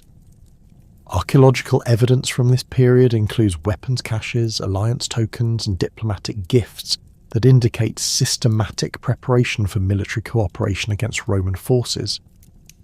The alliance between certain Thracian groups and Mithridates proved disastrous when Roman forces under Lucius Cornelius Sulla demonstrated their ability to operate effectively in Thracian terrain while maintaining supply lines across difficult geographical barriers.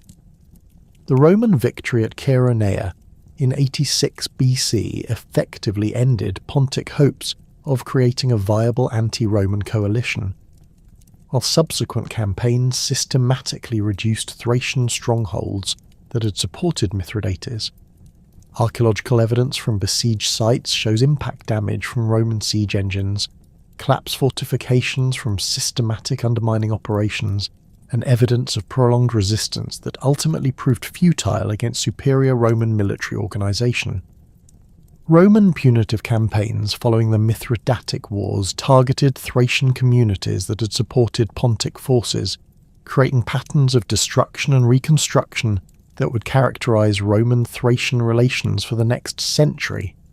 Rather than conducting systematic genocide or mass deportations, Roman commanders typically imposed tribute obligations, seized hostages from noble families, and established garrison posts that monitored local activities while maintaining Roman military presence. Archaeological evidence from garrison sites shows standardized Roman military architecture combined with local construction techniques, indicating systematic efforts to establish permanent Roman presence while utilizing local resources and labor. The gradual extension of Roman influence over Thracian territories occurred through a combination of military pressure, diplomatic manipulation, and economic integration that slowly eroded traditional political structures. Roman merchants established trading posts in major Thracian centres, creating commercial relationships that generated wealth for local elites, while creating dependencies on Roman markets and supply networks. Archaeological evidence from commercial districts shows Roman-style shops, warehouses and market facilities alongside traditional Thracian commercial structures, indicating the gradual transformation of local economic systems. Roman legal concepts began influencing Thracian judicial practices through commercial disputes, diplomatic agreements, and administrative arrangements that required systematic record-keeping and standardized procedures. While traditional Thracian law continued governing most local affairs, Roman legal principles increasingly applied to intercommunity disputes, commercial transactions, and relationships with Roman citizens. Archaeological evidence includes legal documents written on wax tablets, bronze legal instruments, and standardized weights and measures that demonstrate the gradual adoption of Roman administrative practices. The transformation of Thracian political structures accelerated during the 1st century BC as internal conflicts provided opportunities for Roman intervention in support of favoured candidates for local leadership positions. Roman support often proved decisive in succession disputes, creating obligations that gradually transformed independent rulers into Roman clients.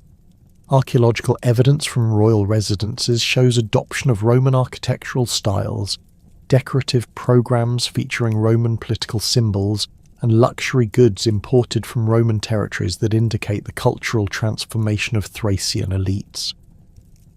Marcus Licinius Crassus conducted systematic campaigns against Thracian tribes between 29 and 28 BC that demonstrated Roman determination to establish direct control over territories that had previously enjoyed client status. These campaigns involved coordinated operations across multiple fronts that prevented effective Thracian resistance, while showcasing Roman military capabilities to potential opponents.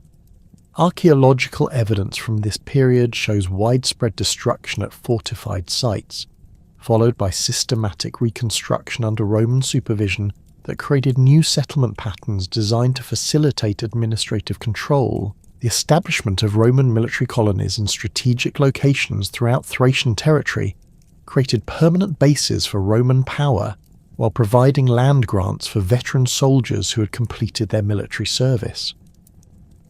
These colonies served multiple functions, maintaining military presence, demonstrating Roman commitment to permanent control, providing models of Roman urban organization, and creating loyal populations that supported Roman administration. Archaeological excavations at colonial sites reveal planned urban layouts, with standardized building types, public facilities, and defensive arrangements that followed established Roman colonial patterns. Veteran colonists brought specialized skills in construction, agriculture, and administration that contributed to local economic development while facilitating the spread of Roman cultural practices. Archaeological evidence from colonial settlements shows workshops producing Roman-style pottery, metalwork, and textiles alongside traditional Thracian crafts, indicating economic integration that benefited both Roman colonists and local populations. The presence of Roman-style baths, theatres, and religious facilities in these settlements provided models that influenced urban development throughout the region. The formal creation of the province of Thracia under Emperor Claudius in 46 AD represented the culmination of nearly 2 centuries of gradual Roman penetration and control. This administrative transformation abolished the remaining vestiges of Thracian political independence while establishing systematic provincial administration that integrated the region fully into the Roman imperial system. Archaeological evidence from this period shows massive construction projects including roads, aqueducts, administrative buildings, and urban infrastructure that demonstrated Roman commitment to permanent rule while providing practical benefits for local populations. Provincial administration under Roman rule operated through a sophisticated bureaucratic system that balanced central control with recognition of local conditions and traditions. The provincial governor, typically a former praetor or consul, maintained ultimate authority while delegating specific responsibilities to subordinate officials who managed different aspects of provincial administration. Archaeological evidence from administrative centres shows complex building arrangements that accommodated various governmental functions, including tax collection, judicial proceedings, military command, and diplomatic relations. Roman governors established their headquarters in major urban centres that provided adequate facilities for administrative operations, while maintaining strategic positions that enabled effective control over provincial territories. The governor's residence typically included public reception areas for conducting official business, private quarters for the governor and his staff, offices for various administrative functions, and storage facilities for official documents and treasury funds. Archaeological excavations at gubernatorial sites reveal architectural complexes that combined Roman administrative traditions with adaptations to local conditions and available building materials. The survival of local aristocratic families under Roman administration reflected practical Roman policies that utilized existing social structures while ensuring their loyalty to imperial authority. Thracian nobles who demonstrated reliability and competence received appointments to subordinate administrative positions that provided them with continued social status while serving Roman interests. Archaeological evidence from elite residences shows continuity in luxury consumption patterns combined with adoption of Roman status symbols, indicating successful integration of traditional Thracian aristocracy into the Roman administrative system.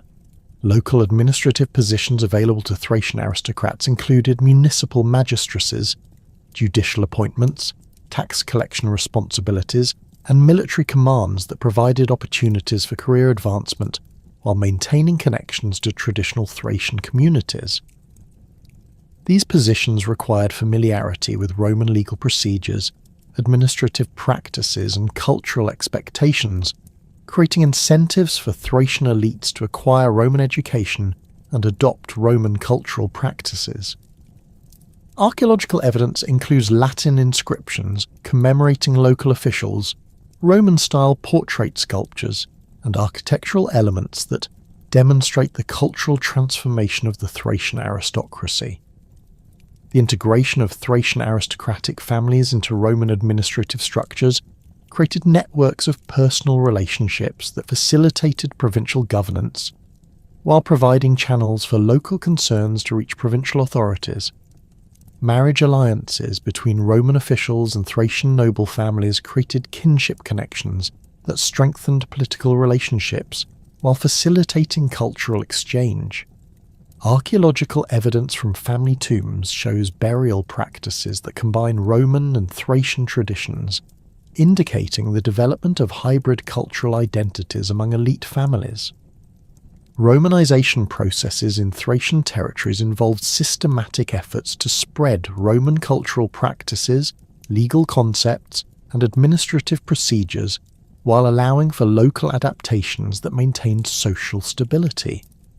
These processes operated through multiple channels including military service, commercial relationships, educational opportunities, and religious activities that exposed Thracian populations to Roman cultural models. Archaeological evidence shows gradual changes in material culture, architectural styles, and settlement patterns that reflect ongoing cultural transformation rather than sudden adoption of foreign practices. Urban planning in major Thracian centres incorporated Roman design principles while adapting to local topographical conditions and existing settlement patterns. Roman urban planners typically established grid street systems, centralised forum areas, standardised building regulations, and integrated infrastructure systems that improved urban functionality while demonstrating Roman organisational capabilities. Archaeological evidence from urban excavations shows systematic reconstruction of existing cities according to Roman planning principles, with new construction incorporating Roman architectural elements while preserving some traditional Thracian features. The forum complex in major Thracian cities served as the centre of Roman urban life, combining commercial, administrative, judicial, and religious functions within integrated architectural arrangements. These forums typically included basilicas for judicial proceedings and commercial activities, temples dedicated to Roman deities, administrative offices for local government, and open spaces for public assemblies and market activities.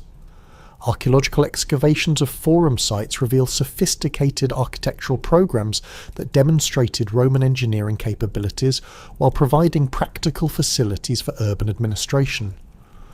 Roman architectural techniques introduced to Thracian cities included concrete construction, arch and vault systems, standardized building materials, and integrated infrastructure systems that enabled larger and more durable structures than traditional Thracian building methods.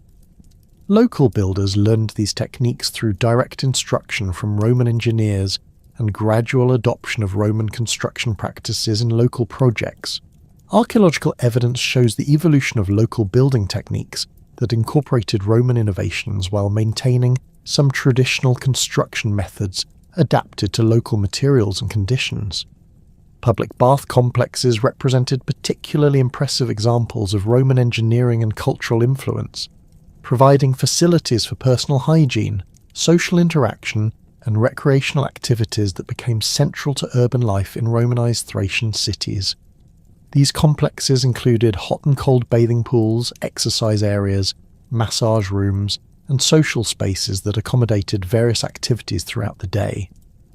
Archaeological excavations of bath complexes reveal sophisticated heating systems, water supply arrangements, and architectural decoration that demonstrated Roman engineering capabilities while providing practical benefits for urban populations. The gradual adoption of Roman law in Thracian territories occurred through practical necessity as commercial relationships, administrative procedures, and inter-community disputes required standardized legal frameworks that could accommodate diverse populations and complex transactions. Roman legal concepts provided systematic approaches to property rights, contractual obligations, criminal justice, and administrative procedures that proved more effective than traditional Thracian legal practices for governing complex urban societies. Archaeological evidence includes legal documents, court records, and administrative texts that demonstrate the practical application of Roman law in local contexts. Roman legal education became increasingly important for Thracian elites who sought administrative positions or commercial success within the provincial system. This education typically occurred through apprenticeships with Roman officials, attendance at schools established in major urban centres, or travel to Roman educational centres where advanced legal training was available.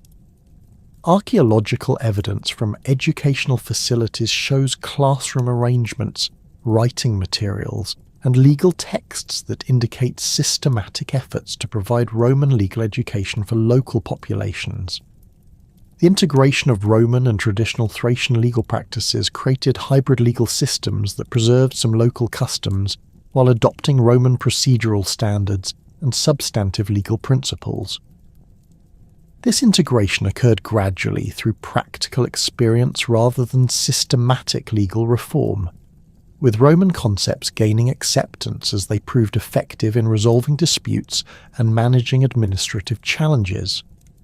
Archaeological evidence includes legal inscriptions, court facilities, and administrative records that demonstrate the evolution of local legal systems under Roman influence.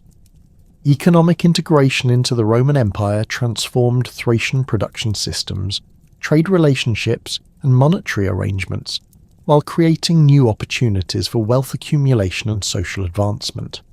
Roman demand for specific products encouraged specialization in agriculture, mining, and craft production that generated surplus for export while improving local living standards. Archaeological evidence from production sites shows technological innovations, expanded facilities, and standardized products that indicate systematic efforts to meet Roman market demands while maintaining traditional production techniques.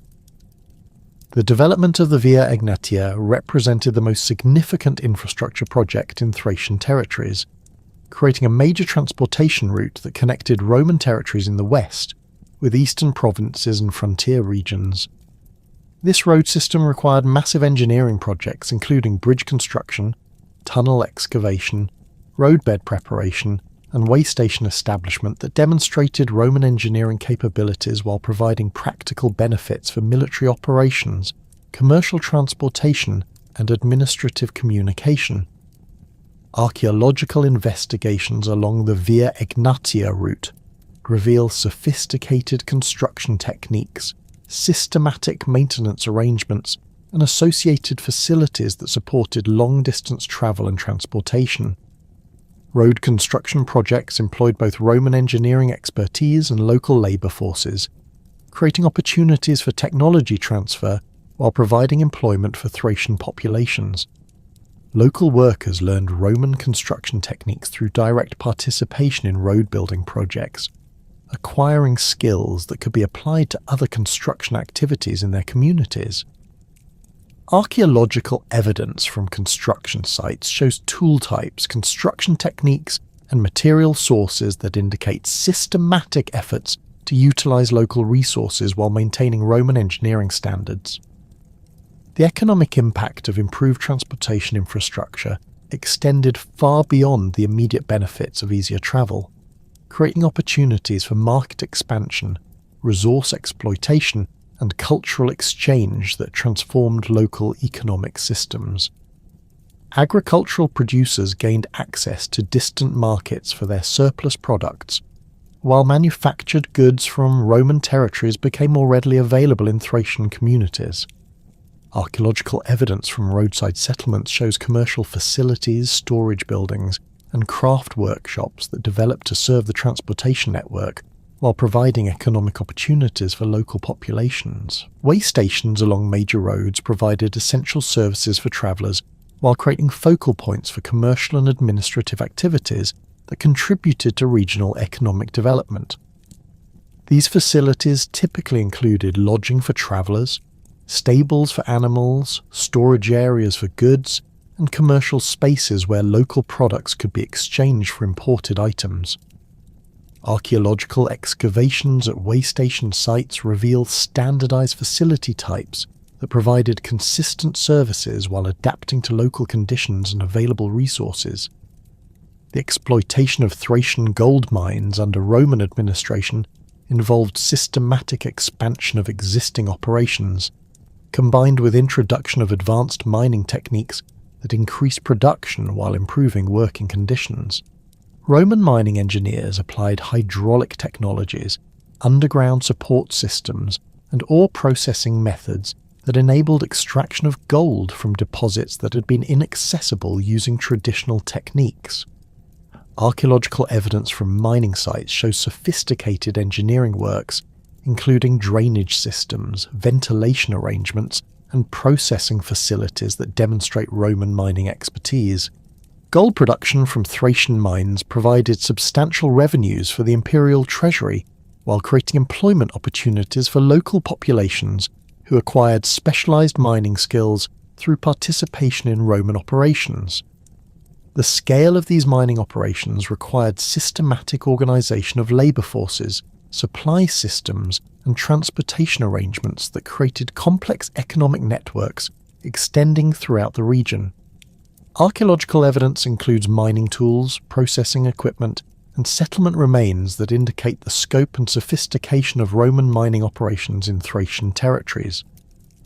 The integration of mining revenues into imperial financial systems created connections between local economic activities and broader imperial fiscal policies that influenced regional development patterns.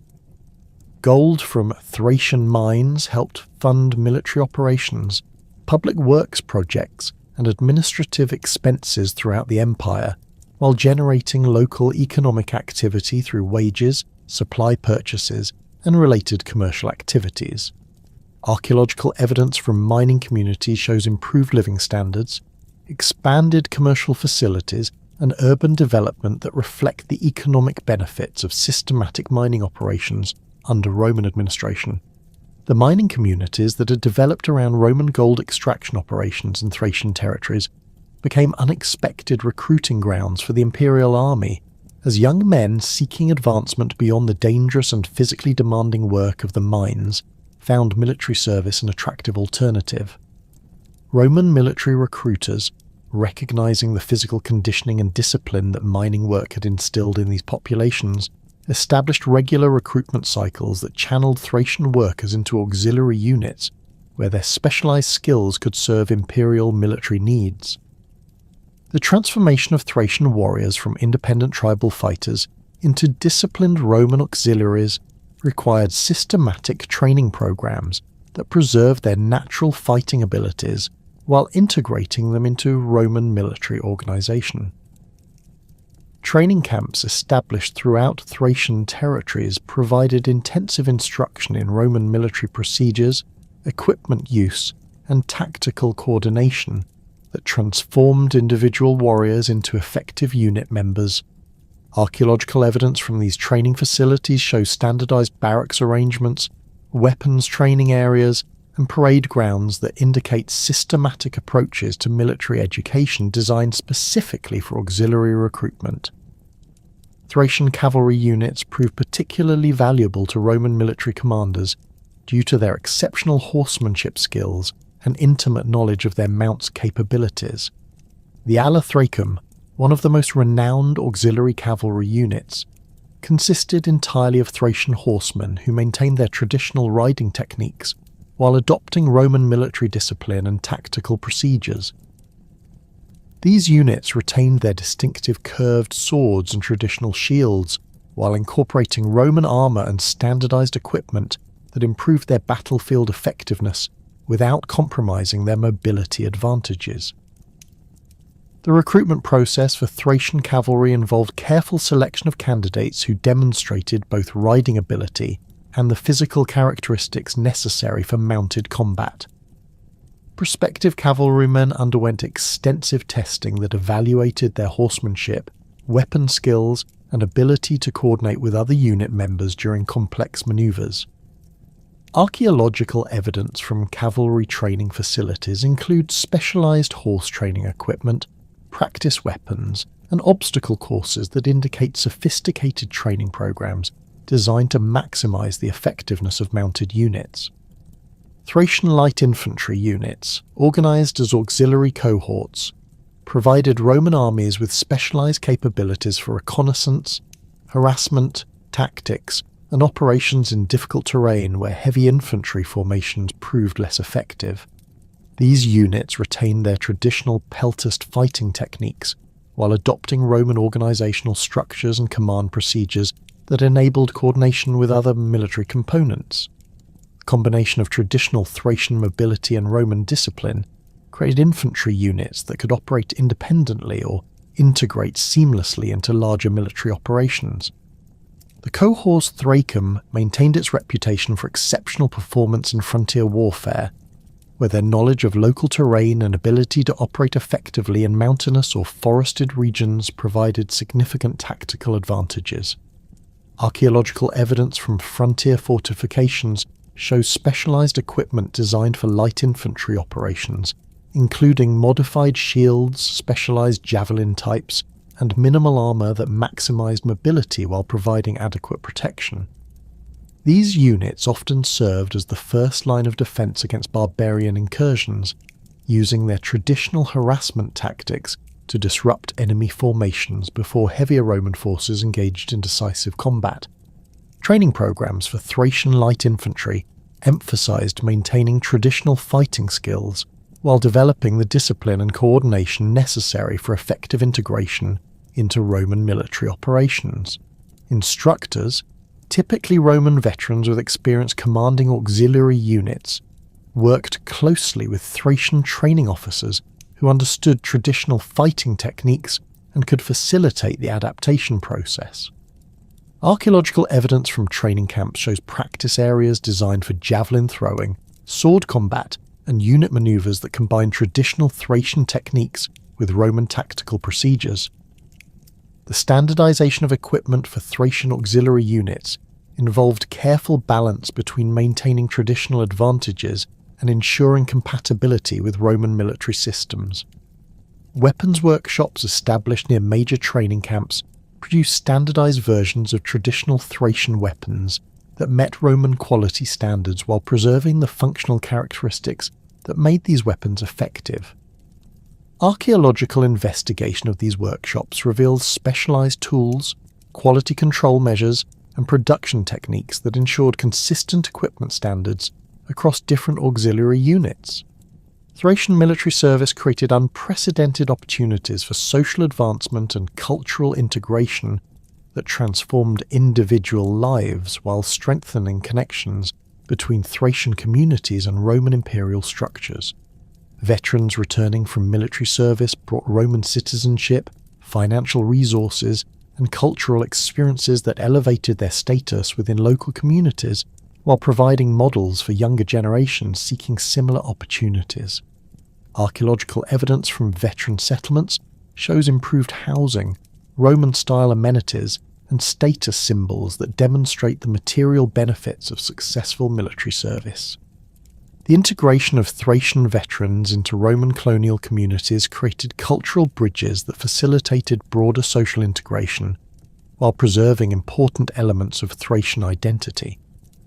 Veteran colonies established throughout the empire included substantial numbers of Thracian auxiliaries who maintained connections to their homeland while adapting to new environments and cultural contexts. Archaeological evidence from these colonies shows material culture that combines Roman colonial standards with Thracian traditional elements, indicating successful cultural adaptation that preserved ethnic identity within Roman imperial frameworks.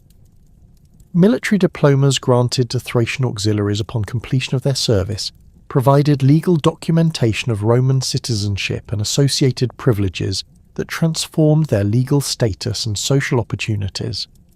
These bronze documents, discovered in archaeological contexts throughout the former empire, record the names, units, and service records of individual Thracian soldiers who achieved citizenship through military service. The systematic preservation of these records indicates the importance placed on documenting the transition from auxiliary service to full citizenship status. The career of Marcus Valerius Maximianus illustrates the potential for advancement available to capable Thracian military officers within the Roman system. Born in the Rhodope Mountains around 173 AD, Maximianus began his military career as a common soldier in an auxiliary cohort before demonstrating leadership abilities that earned him promotion to centurion rank. Archaeological evidence from his hometown shows construction projects funded by his military earnings, including public buildings and religious facilities that demonstrate the economic impact of successful military careers on local communities. Maximianus's rise through the military hierarchy culminated in his elevation to the imperial throne in 235 AD, making him the first emperor of Thracian origin and demonstrating the ultimate possibilities for advancement within the Roman system. His reign, though brief and troubled, represented a remarkable achievement for someone born into a provincial family with no aristocratic connections. Contemporary sources describe him as a man of enormous physical stature and strength, characteristics that aligned with traditional Roman and Thracian ideals of military leadership. The policies implemented during Maximinus Thrax's reign reflected his understanding of both military needs and provincial concerns, though his focus on military affairs and frontier defence created tensions with the Roman Senate and urban populations, who preferred more traditional approaches to imperial administration. His extensive military campaigns along the Rhine and Danube frontiers demonstrated continued commitment to defending Roman territories while providing opportunities for military advancement and booty acquisition that benefited his supporters. Archaeological evidence from Maximinus Thrax's reign includes military installations, fortifications, and campaign equipment that demonstrate his systematic approach to frontier defence and military organisation. Construction projects initiated during his reign show emphasis on practical military facilities rather than ceremonial buildings, reflecting his priorities and background as a professional soldier rather than a traditional aristocratic ruler.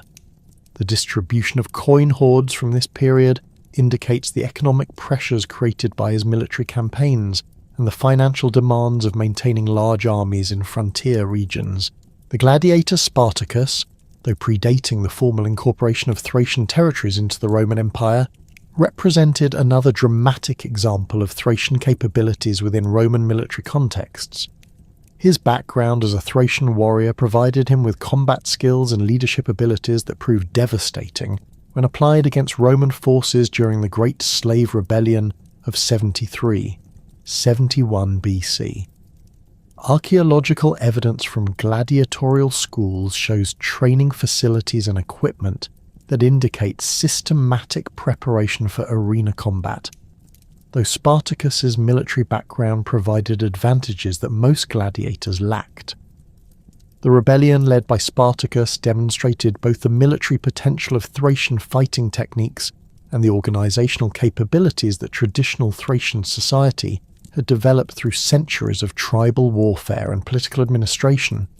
His ability to coordinate diverse groups of escaped slaves into effective military formations reflected leadership skills developed through traditional Thracian military training and political experience. Archaeological evidence from battle sites associated with the rebellion shows weapons and equipment that indicate systematic military organization rather than spontaneous uprising. The tactical innovations employed by Spartacus's forces combined traditional Thracian mobility and harassment techniques with adaptations necessary for conducting operations against Roman military formations. His forces avoided direct confrontation with Roman legions when possible, preferring to use superior mobility and knowledge of local terrain to achieve tactical advantages.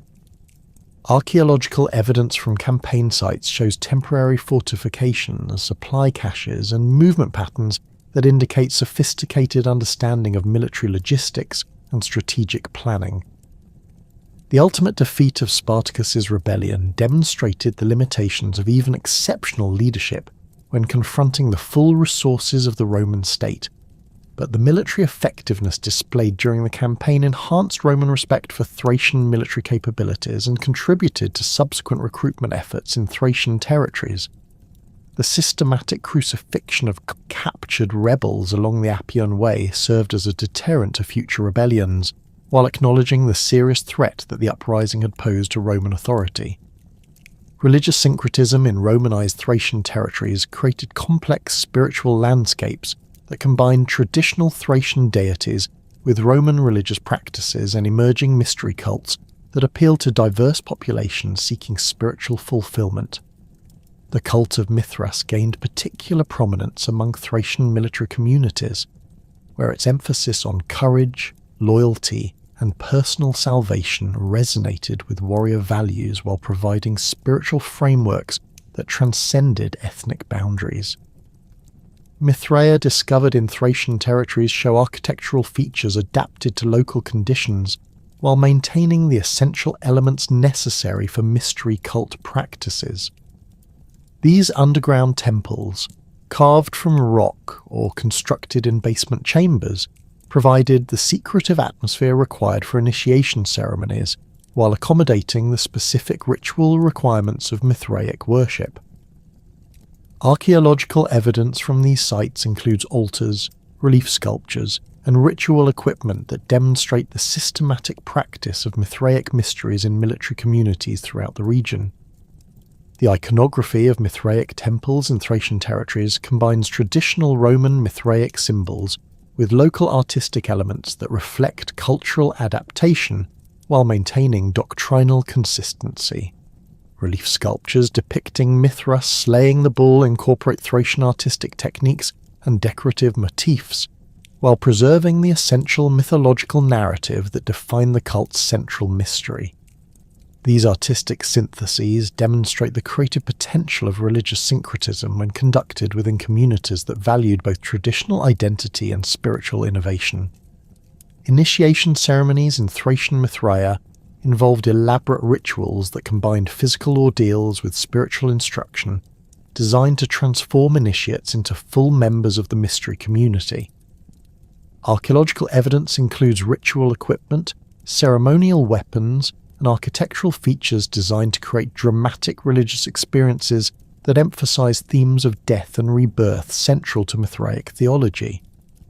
The military character of many Mithraic communities in Thracian territories influenced the specific forms these ceremonies took, with emphasis on courage and endurance that reflected military values. The spread of Christianity in Thracian territories occurred through multiple channels, including military service, commercial relationships, and missionary activities that introduced Christian teachings to populations already familiar with mystery religions and syncretic spiritual practices. Early Christian communities in major Thracian cities combined Christian doctrinal elements with local religious traditions that eased the transition from traditional beliefs while maintaining essential Christian theological principles. Archaeological evidence for early Christianity in Thracian territories includes house churches, Christian symbols, and burial practices that indicate gradual adoption of Christian beliefs and practices by local populations. These early Christian communities typically met in private homes, adapted for religious gatherings, with architectural modifications that provided space for communal meals, baptismal ceremonies, and religious instruction. The modest character of these facilities reflects both the economic circumstances of early Christian communities and their desire to avoid attracting unwanted attention from Roman authorities. Christian burial practices in Thracian territory show gradual evolution from traditional local customs toward distinctively Christian approaches that emphasized resurrection beliefs and community solidarity. Archaeological evidence from Christian cemeteries shows changing burial orientations, simplified grave goods, and communal burial arrangements that reflect Christian theological principles while adapting to local conditions and cultural preferences. The presence of Christian symbols and inscriptions in these burial contexts provides evidence for the spread of Christian beliefs among diverse social groups. The development of Christian theology in Thracian territories involved ongoing dialogue between Christian teachers and local populations familiar with traditional Thracian religious concepts and Hellenistic philosophical traditions. This theological development created distinctive regional characteristics within broader Christian doctrinal frameworks, with particular emphasis on themes that resonated with local cultural values and spiritual needs. Archaeological evidence includes Christian texts, theological writings, and religious art that demonstrate the intellectual sophistication of Christian communities in the region. Urban development in major Thracian centres during the Roman period created cities that combined Roman planning principles with adaptations to local topographical conditions and cultural preferences. Philippopolis, the Roman successor to the Thracian settlement of Eumolpius, became a major regional centre that demonstrated the potential for successful urban development under Roman administration. The city's strategic position in the Maritsa River Valley provided access to major transportation routes while offering defensive advantages that had attracted settlement for centuries.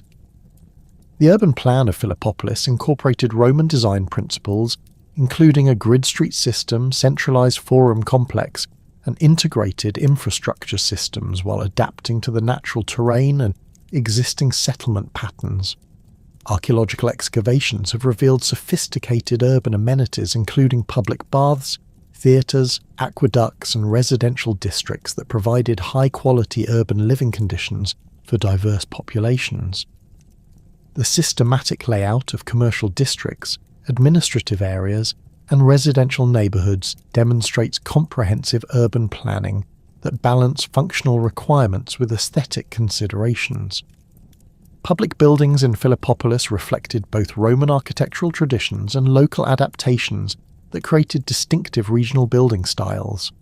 The theatre, constructed during the 2nd century AD, incorporated Roman engineering techniques and design principles while adapting to local topographical conditions and available building materials. Archaeological investigation of the theatre shows sophisticated acoustic design, elaborate decorative programs, and construction techniques that demonstrate high levels of technical expertise and artistic achievement. The Forum complex at Philippopolis served as the centre of urban life, combining commercial, administrative, judicial, and religious functions within an integrated architectural arrangement. The basilica provided space for legal proceedings and commercial activities, while surrounding porticos offered protection for market activities and social gatherings. Archaeological evidence from the Forum area shows commercial installations, administrative offices, and religious facilities that serve the diverse needs of the urban population, while demonstrating Roman organisational capabilities. Residential architecture in Philippopolis shows the adaptation of Roman housing types to local conditions and cultural preferences, creating distinctive regional variations that combined Roman amenities with traditional Thracian spatial arrangements. Elite residences incorporated Roman features including central courtyards, decorated reception rooms, and private bath facilities while maintaining some traditional elements that reflected local cultural values. Archaeological excavation of residential districts reveals housing types ranging from modest single-family dwellings to elaborate multi-room complexes that accommodated extended families and household staff. Serdica, established at the strategic crossroads of major transportation routes connecting the Danube frontier with Aegean ports, developed into one of the most important administrative and commercial centres in the Balkan provinces. The city's position at the intersection of multiple road networks made it a natural focus for regional administration, while providing opportunities for commercial development that attracted diverse populations from throughout the empire. The defensive walls of Serdica, constructed during the 3rd century AD in response to increasing barbarian pressure on Danubian frontiers, demonstrate sophisticated military engineering that incorporated lessons learned from frontier warfare. These fortifications included multiple defensive circuits, strategically positioned gates, and integrated defensive systems that could withstand prolonged siege operations. Archaeological investigation of the wall system shows construction techniques that combined Roman engineering expertise with local building traditions and available materials. Urban amenities in Serdica included elaborate public bath complexes that provided recreational and social facilities for the urban population, while demonstrating Roman engineering capabilities. The largest bath complex, constructed during the 2nd century AD, included hot and cold bathing pools, exercise areas, massage facilities, and social spaces that accommodated various activities throughout the day. Archaeological excavation of these facilities reveals sophisticated heating systems, water supply arrangements, and decorative programs that created luxurious environments for urban recreation. Commercial districts in Serdica show systematic organization that facilitated trade relationships, connecting local producers with regional and international markets. Archaeological evidence includes workshops, warehouses, and market facilities that indicate systematic commercial organization designed to handle diverse products and trading relationships. The presence of standardized weights and measures, commercial inscriptions, and imported goods demonstrates the integration of local commercial activities into broader imperial economic networks. The transformation of Thracian society under Roman rule created new social hierarchies that combined traditional status distinctions with opportunities for advancement through Roman institutional channels. Military service, commercial success, and administrative competence provided pathways for social mobility that enabled individuals from modest backgrounds to achieve significant status improvements while contributing to the overall development of their communities. However, these opportunities came at a cost as the very foundations of Thracian identity began to erode under the mounting pressures of imperial integration, barbarian invasions, and the revolutionary spread of Christianity throughout the region.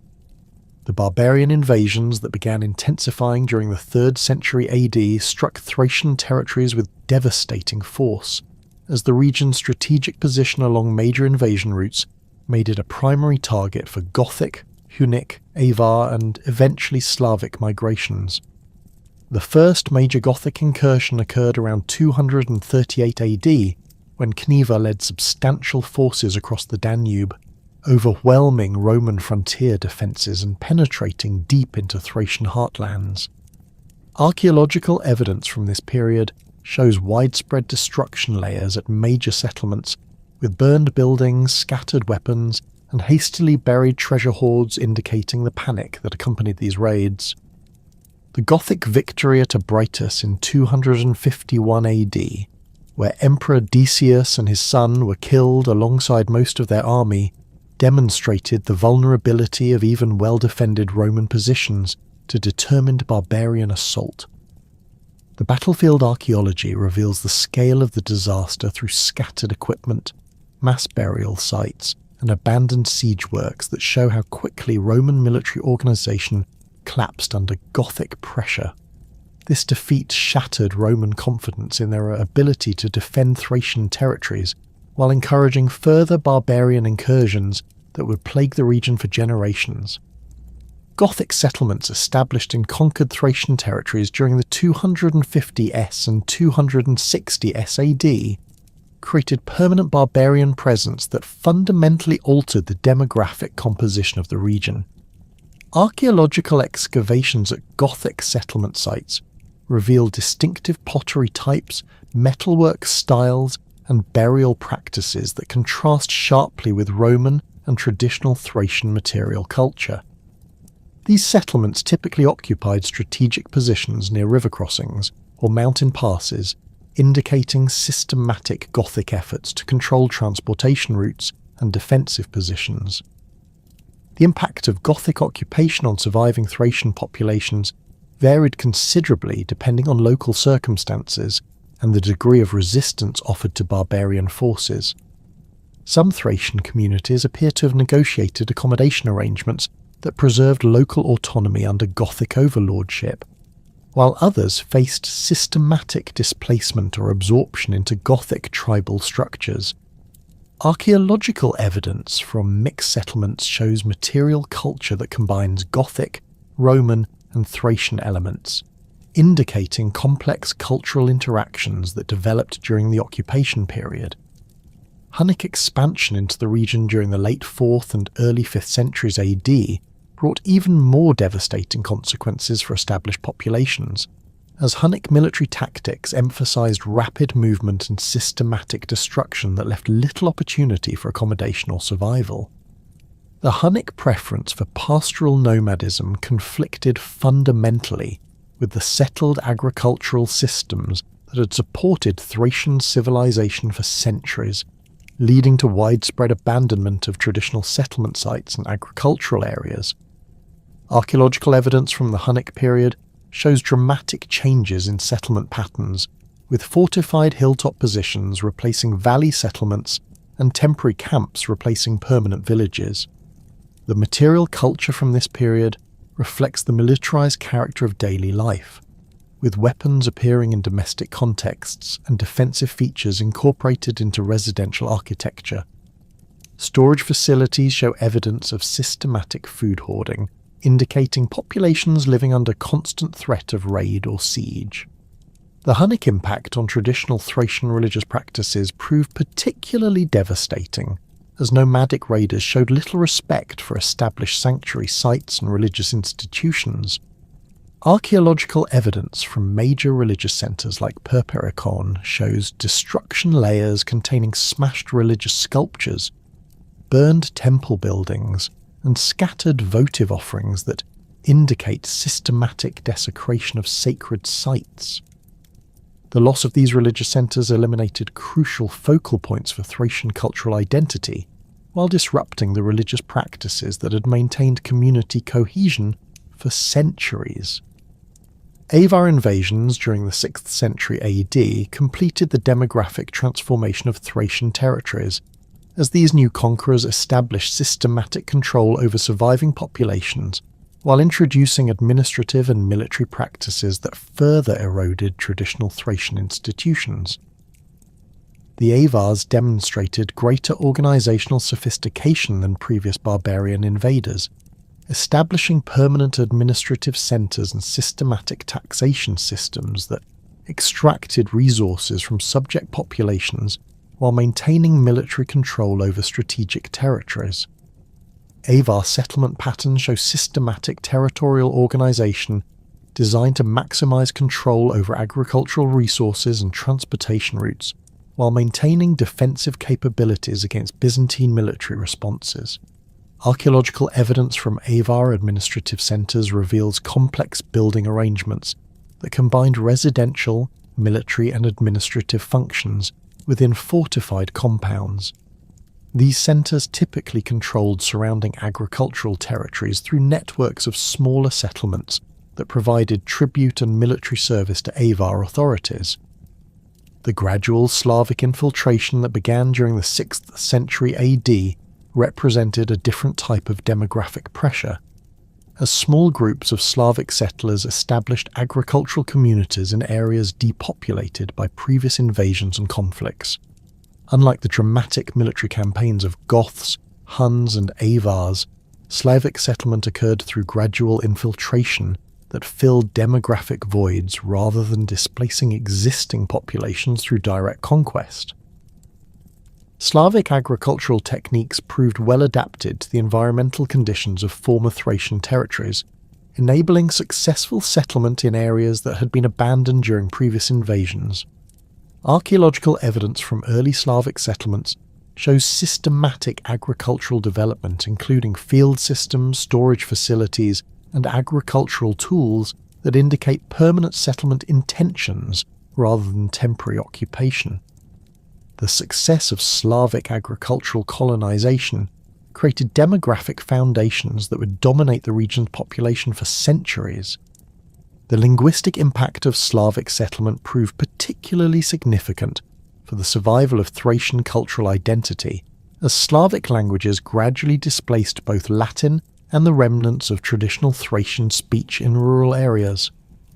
The process occurred gradually over several generations, with bilingual transitional periods that enabled cultural transmission, while ultimately favouring Slavic linguistic dominance. Archaeological evidence includes inscriptions, personal names, and place names that document this linguistic transition and its impact on local cultural identity. The rise of Christianity as the dominant religious force in the late Roman Empire created additional pressures on traditional Thracian religious practices, as imperial authorities increasingly viewed pagan beliefs and practices as threats to social order and political stability.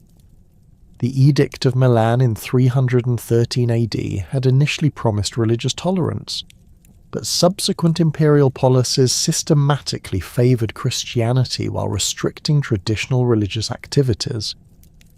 Christian missionary activities in Thracian territories intensified during the 4th century AD as bishops and monastic communities established systematic programs for converting rural populations that had maintained traditional religious practices despite centuries of Roman rule.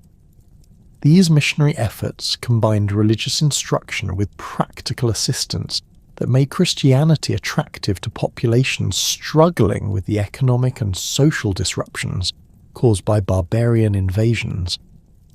The suppression of traditional Thracian religious practices accelerated under Emperor Theodosius I, whose anti-pagan legislation of the 390 SAD mandated the closure of temples and prohibited traditional religious ceremonies throughout the empire. Archaeological evidence from major Thracian sanctuary sites shows systematic destruction during this period, with temple buildings converted to Christian use or deliberately demolished to eliminate centres of pagan worship. The closure of the sanctuary at Perperikon around 380 AD marked the end of one of the most important centres of traditional Thracian religion, eliminating a site that had served as a focal point for religious and cultural identity for over a millennium.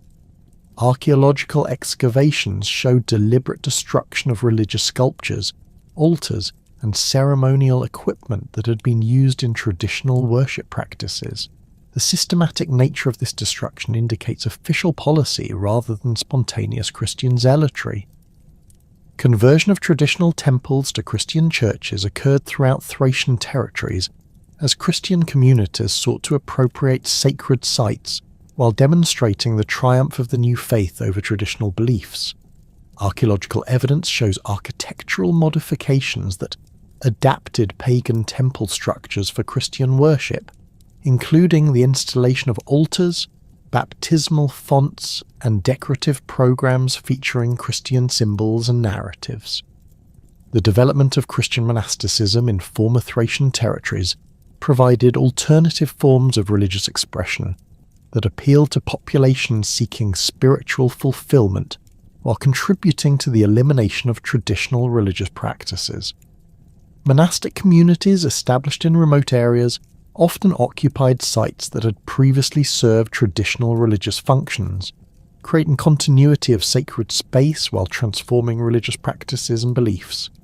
Administrative changes implemented during the late Roman Empire reflected both practical responses to military pressures and systematic efforts to improve imperial control over peripheral territories. The division of the original province of Thracia into smaller administrative units during the reign of Diocletian created more manageable territorial arrangements while providing additional opportunities for administrative appointments and career advancement. The creation of Thracia Prima and Thracia Secunda as separate provinces enabled more focused administrative attention to regional problems, while providing governors with territories of manageable size for effective control. Archaeological evidence from provincial administrative centres shows construction of new governmental facilities and expansion of existing administrative complexes to accommodate the increased bureaucratic requirements of the divided provincial system. Scythia Menor, carved from northern Thracian territories, received special attention due to its strategic importance for Danubian frontier defence and its vulnerability to barbarian attack. The province's administrative centre, Tomis, became a major military and civilian hub that coordinated defensive operations while managing the complex relationships between Roman authorities, federate barbarian groups, and surviving civilian populations. The establishment of Rhodope as a separate province recognised the distinct geographic and cultural characteristics of the mountainous regions that had maintained stronger connections to traditional Thracian cultural practices. Administrative arrangements in Rhodope reflected the need to accommodate local conditions while maintaining imperial control over populations that had proven resistant to complete Romanization. Provincial boundaries established during these administrative reforms often reflected military rather than cultural considerations, creating administrative divisions that separated communities with shared cultural traditions while grouping together populations with different backgrounds and interests. Archaeological evidence shows that these artificial boundaries had limited impact on cultural patterns and economic relationships that continued to reflect older regional connections. The multiplication of provincial offices created additional opportunities for career advancement, while requiring larger bureaucratic establishments that increased the costs of imperial administration. Archaeological evidence from administrative centres shows expanded office complexes, increased staff accommodations, and more elaborate ceremonial facilities that reflect the growing complexity of late imperial government. Linguistic and cultural assimilation accelerated during this period as traditional Thracian identity faced pressures from multiple directions that made cultural survival increasingly difficult. The disappearance of the Thracian language occurred gradually through generational change, as parents chose to raise children speaking Latin or Greek rather than traditional Thracian dialects that offered limited opportunities for social advancement. Urban environments proved particularly hostile to Thracian linguistic survival, as city dwellers found Latin essential for commercial success and administrative participation, while Greek remained important for cultural and religious activities.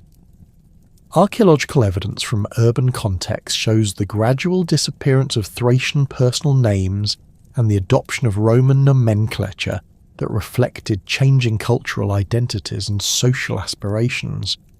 Rural areas maintained Thracian linguistic elements longer than urban centres, but even agricultural communities gradually adopted Latin for practical communication while retaining some traditional vocabulary for specialised activities and cultural practices. The process varied considerably by region, with mountainous areas maintaining traditional speech patterns longer than valley settlements that had greater contact with Roman administrative and commercial activities. The integration of Thracian populations into broader Byzantine cultural frameworks accelerated during the 5th and 6th centuries AD, as imperial policies emphasized cultural uniformity and religious orthodoxy over regional diversity. Educational systems promoted Greek and Latin literacy, while providing little support for traditional Thracian cultural transmission, creating generational gaps that weakened cultural continuity. Marriage patterns increasingly crossed ethnic boundaries as traditional Thracian communities intermarried with Roman, Greek and barbarian populations, creating mixed families that typically adopted the dominant cultural practices of their social environment. Archaeological evidence from family burial sites shows changing naming patterns, burial practices and grave goods that reflect these cultural transitions and their impact on community identity. Economic integration into imperial systems created dependencies that made cultural assimilation practically necessary for survival and advancement. Traditional Thracian craft techniques and agricultural practices continued in modified forms, but producers increasingly adopted Roman standards and preferences to access broader markets and commercial opportunities. The survival of Thracian cultural elements occurred primarily through selective incorporation into dominant cultural systems, rather than through maintenance of distinct Thracian identity. Archaeological evidence shows traditional decorative motifs appearing in Roman-style artifacts, traditional construction techniques adapted for Roman building types, and traditional religious symbols incorporated into Christian artistic programs. By 600 AD, distinct Thracian cultural identity had largely disappeared as a recognizable social force, though individual elements of traditional culture survived within the broader Byzantine cultural synthesis that dominated the region. The transformation represented not sudden cultural death, but gradual absorption into larger cultural systems that preserved selected elements while eliminating the coherent cultural framework that had defined Thracian civilization for over a millennium. The final centuries of recognizable Thracian identity witnessed the complete integration of remaining Thracian populations into the emerging medieval world, where their distinctive characteristics became subsumed within Bulgarian, Byzantine, and later Ottoman administrative and cultural frameworks. The establishment of the First Bulgarian Empire in 681 AD marked a crucial turning point in the final dissolution of Thracian identity, as the new state created political structures that incorporated surviving Thracian populations alongside Slavic settlers and Bulgars from the Pontic steppes. Archaeological evidence from early Bulgarian administrative centres shows material culture that combined Slavic, Bulgar, and residual Thracian elements in new syntheses that reflected the multi-ethnic character of the emerging state. The Bulgarian rulers, recognizing the administrative value of educated populations familiar with Byzantine governmental practices, actively recruited former Thracian elites who possessed literacy skills and administrative experience. The conversion of Bulgaria to Christianity under Boris I in 864 AD accelerated the final elimination of traditional Thracian religious practices, while creating new frameworks for cultural expression that drew selectively from various ethnic traditions. The establishment of the Bulgarian Orthodox Church provided institutional structures that incorporated elements from traditional Thracian, Slavic, and Byzantine religious practices while maintaining doctrinal orthodoxy.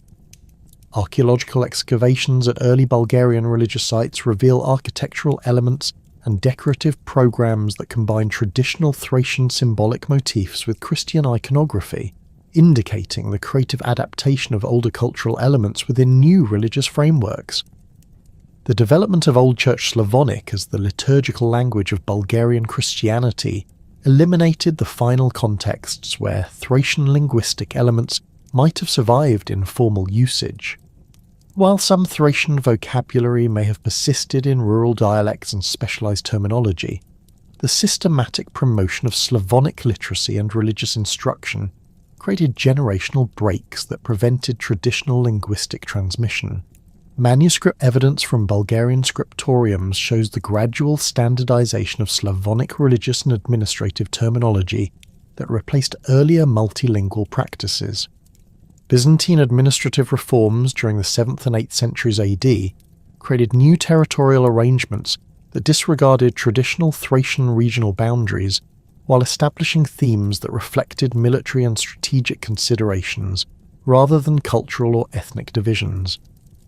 The theme of Thrace, established around 680 AD, encompassed territories that extended far beyond traditional Thracian lands while excluding areas that had been central to ancient Thracian civilization.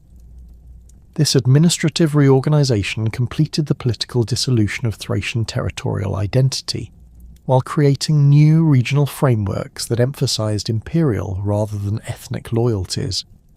The survival of Thracian cultural elements in medieval and later periods occurred primarily through their incorporation into folk traditions, place names, and material culture practices that persisted within communities that had lost conscious awareness of their Thracian origins.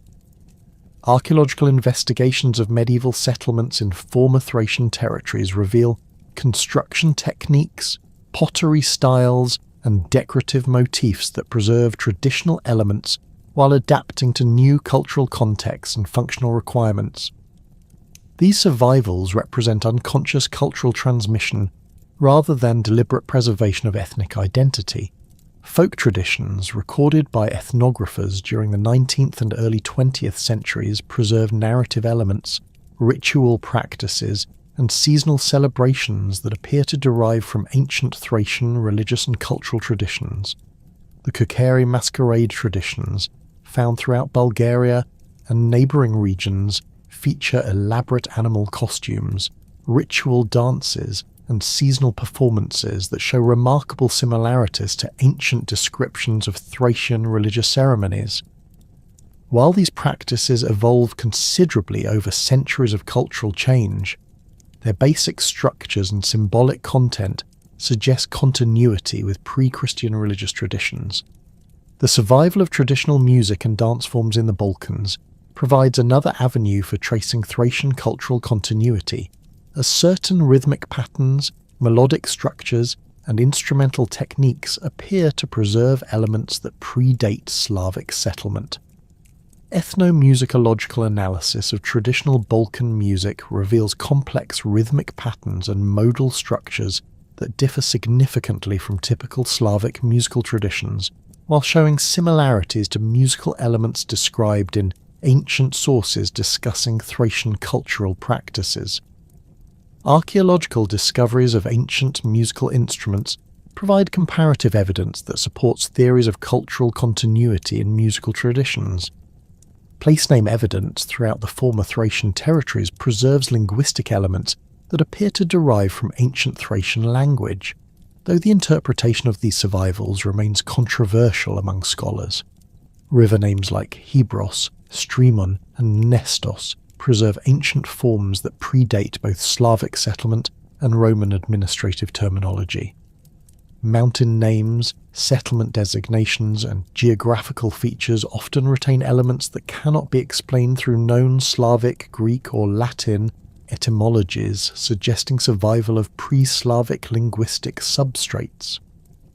The systematic collection and analysis of Balkan place names during the 20th century revealed extensive networks of toponyms that appear to preserve Thracian linguistic elements, though the interpretation of this evidence requires careful consideration of multiple historical layers and linguistic influences. Scholars like Vladimir Georgiev and Dimitar Dechev compiled extensive databases of potentially Thracian place names, though their conclusions remain subject to ongoing scholarly debate regarding the reliability of toponymic evidence for reconstructing ancient languages and cultural patterns. Archaeological rediscovery of Thracian civilization began during the 19th century, as European scholars developed systematic approaches to excavation and artifact analysis that revealed the sophistication and extent of ancient Thracian cultural achievements. Early excavations focused primarily on spectacular discoveries like royal tombs and treasure hoards that captured public attention while providing limited understanding of broader cultural patterns and social organization. The discovery of the Panagurishte treasure in 1949 marked a turning point in scholarly and public awareness of Thracian artistic achievements, as the exceptional quality and cultural sophistication of these gold vessels challenged prevailing assumptions about barbarian societies. The development of modern archaeological techniques during the mid-20th century enabled more systematic investigation of Thracian sites, revealing complex urban centres, religious sanctuaries, and settlement networks that demonstrated the organizational sophistication of Thracian civilization. Excavations at sites like Southopolis, conducted under the direction of Dimitar Agrare and other Bulgarian archaeologists, revealed planned urban layouts, sophisticated water management systems, and public buildings that rivaled contemporary Greek and Roman civic architecture. These discoveries fundamentally altered scholarly understanding of Thracian political and social organization, while providing evidence for cultural achievements that had been largely forgotten in historical sources. The investigation of Thracian religious sites during the late 20th century revealed the complexity and sophistication of Thracian spiritual traditions, challenging earlier assumptions about primitive barbarian beliefs. Excavations at Perikon, led by Nikolai Ovcharov beginning in 2000, uncovered extensive rock-cut sanctuaries, astronomical observation facilities, and ritual complexes that demonstrated sophisticated understanding of religious architecture and ceremonial organization. The discovery of wine cellars, ceremonial vessels, and ritual equipment provided direct evidence for religious practices that had previously been known only through fragmentary literary references. The Starosil complex, excavated beginning in 2005, revealed the largest Thracian temple complex yet discovered, featuring multiple building phases spanning several centuries and architectural sophistication that rivals major Greek and Roman religious sites. The complex includes underground chambers, elaborate drainage systems, and precisely oriented ceremonial spaces that demonstrate advanced engineering capabilities and sophisticated understanding of religious architecture. Carbon dating and stratigraphic analysis indicate continuous use from the 5th century BC through the Roman period, showing the persistence of Thracian religious traditions despite political changes. Underwater archaeology in the Black Sea has revealed Thracian coastal settlements and harbour installations that provide new insights into maritime activities and trade relationships. The discovery of ancient shipwrecks containing Thracian pottery, metalwork, and other artefacts demonstrates the extent of Thracian participation in Mediterranean commerce, while revealing technological capabilities in shipbuilding and navigation. These underwater sites preserve organic materials and artifact assemblages that rarely survive in terrestrial archaeological contexts, providing unique insights into daily life and economic activities. The application of scientific analysis techniques to Thracian artifacts has revolutionized understanding of technological capabilities and cultural relationships. Metallurgical analysis of Thracian goldwork reveals sophisticated alloy compositions, advanced manufacturing techniques, and quality control measures that demonstrate highly developed craft specialization. X-ray fluorescence spectroscopy and neutron activation analysis of pottery assemblages reveal trade networks, production centers, and cultural exchange patterns that were previously undetectable through traditional archaeological methods. DNA analysis of human remains from Thracian burial sites provides direct evidence for population movements, cultural relationships, and demographic changes that supplement archaeological and historical evidence. Recent studies of ancient DNA from Thracian cemeteries reveal complex population structures that include both local continuity and substantial migration from various sources. These genetic studies confirm the multi-ethnic character of Thracian society while providing evidence for specific population movements and cultural interactions that shaped regional development. Isotope analysis of human and animal remains provides insights into diet, mobility patterns, and environmental conditions that affected Thracian populations. Strontium isotope analysis of tooth enamel reveals individual mobility patterns and population movements, while carbon and nitrogen isotope analysis of bone collagen provides detailed information about dietary practices and economic systems. These scientific approaches provide quantitative data that complements traditional archaeological interpretation, while revealing aspects of ancient life that are not directly visible in material culture. Contemporary scholarly debates about Thracian civilization reflect both the expansion of available evidence and the development of new theoretical approaches to understanding ancient societies. The question of Thracian ethnogenesis remains contentious, with scholars proposing various models for the formation of Thracian cultural identity from indigenous Balkan populations, Indo-European migrations, and cultural synthesis processes. Recent archaeological evidence supports complex models that emphasize gradual cultural formation rather than simple migration or conquest scenarios. The interpretation of Thracian political organization continues to evolve as new archaeological evidence reveals the complexity of social structures and administrative systems. Earlier models that emphasized tribal organization and warrior societies have been supplemented by recognition of sophisticated urban centers, administrative bureaucracies, and economic specialization that indicates state-level political organization. The discovery of administrative archives, standardized weights and measures, and systematic taxation evidence supports interpretations of Thracian kingdoms as complex political entities rather than simple tribal confederations. Debates about cultural continuity focus on the extent to which later Balkan populations preserve elements of ancient Thracian culture versus the degree to which cultural traditions represent later developments or borrowings from other sources. The interpretation of folk traditions, linguistic survivals, and material culture continuities requires careful consideration of multiple historical processes and cultural influences that affected the region over centuries.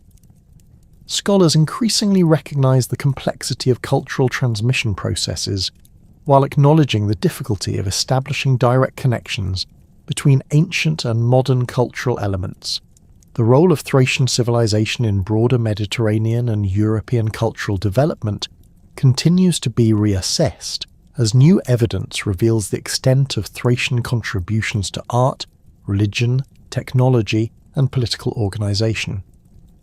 The influence of Thracian religious traditions on Greek mystery cults, the contribution of Thracian military innovations to Hellenistic and Roman warfare, and the impact of Thracian artistic traditions on regional cultural development demonstrate the significance of Thracian civilization beyond its immediate geographical boundaries.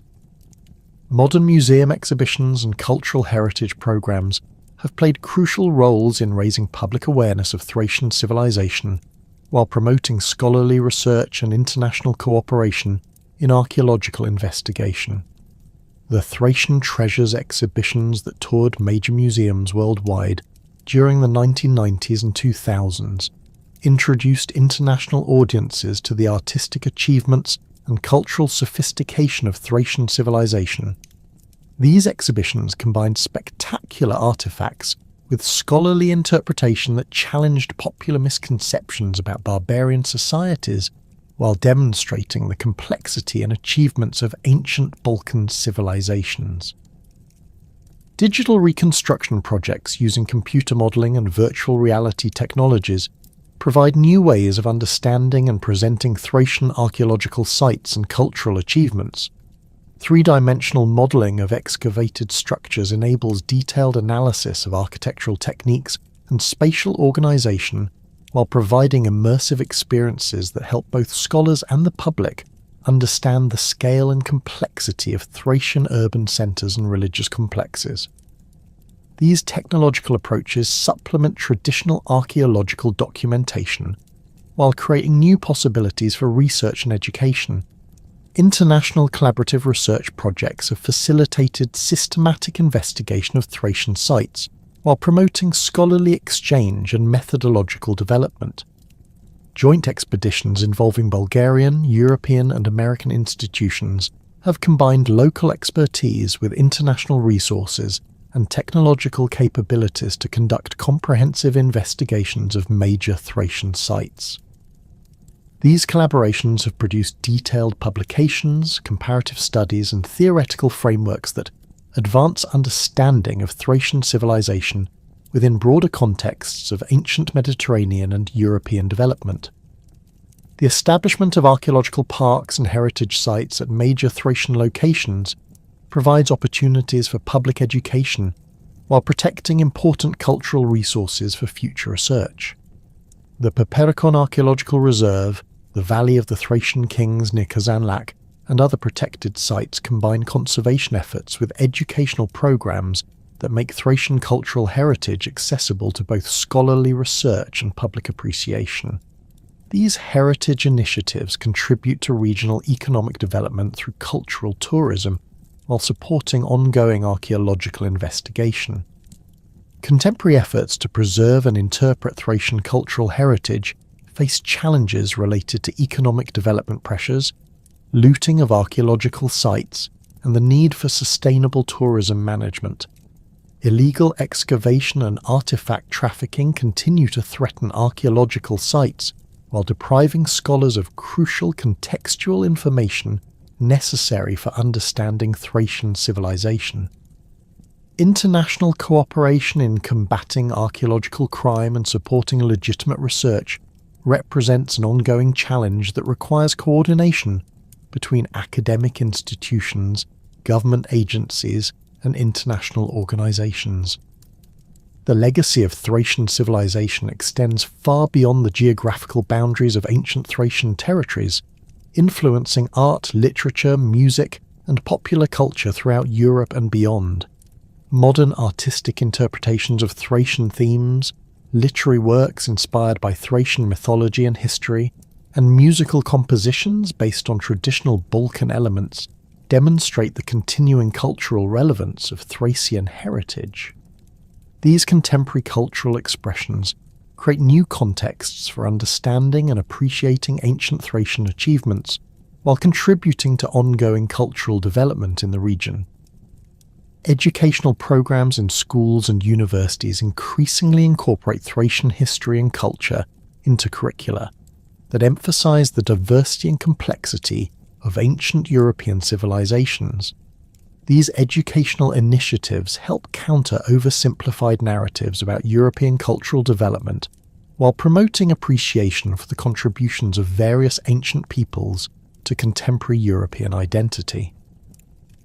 The integration of Thracian studies into broader educational frameworks represents recognition of the significance of this civilization for understanding European cultural heritage. The story of the Thracians, from their emergence in the Bronze Age through their gradual absorption into medieval European civilization, represents one of the most complex and fascinating chapters in ancient European history. Their achievements in art, religion, military organization, and political development contributed significantly to the cultural development of Southeastern Europe, while influencing broader Mediterranean civilization through centuries of interaction and exchange. While distinct Thracian identity disappeared over a millennium ago, the rediscovery of their civilization through modern archaeology continues to reveal new aspects of their remarkable cultural achievements and their lasting contributions to European heritage. The ongoing investigation of Thracian sites and the continuing analysis of their cultural legacy ensure that this ancient civilization will continue to enrich our understanding of European cultural development for generations to come.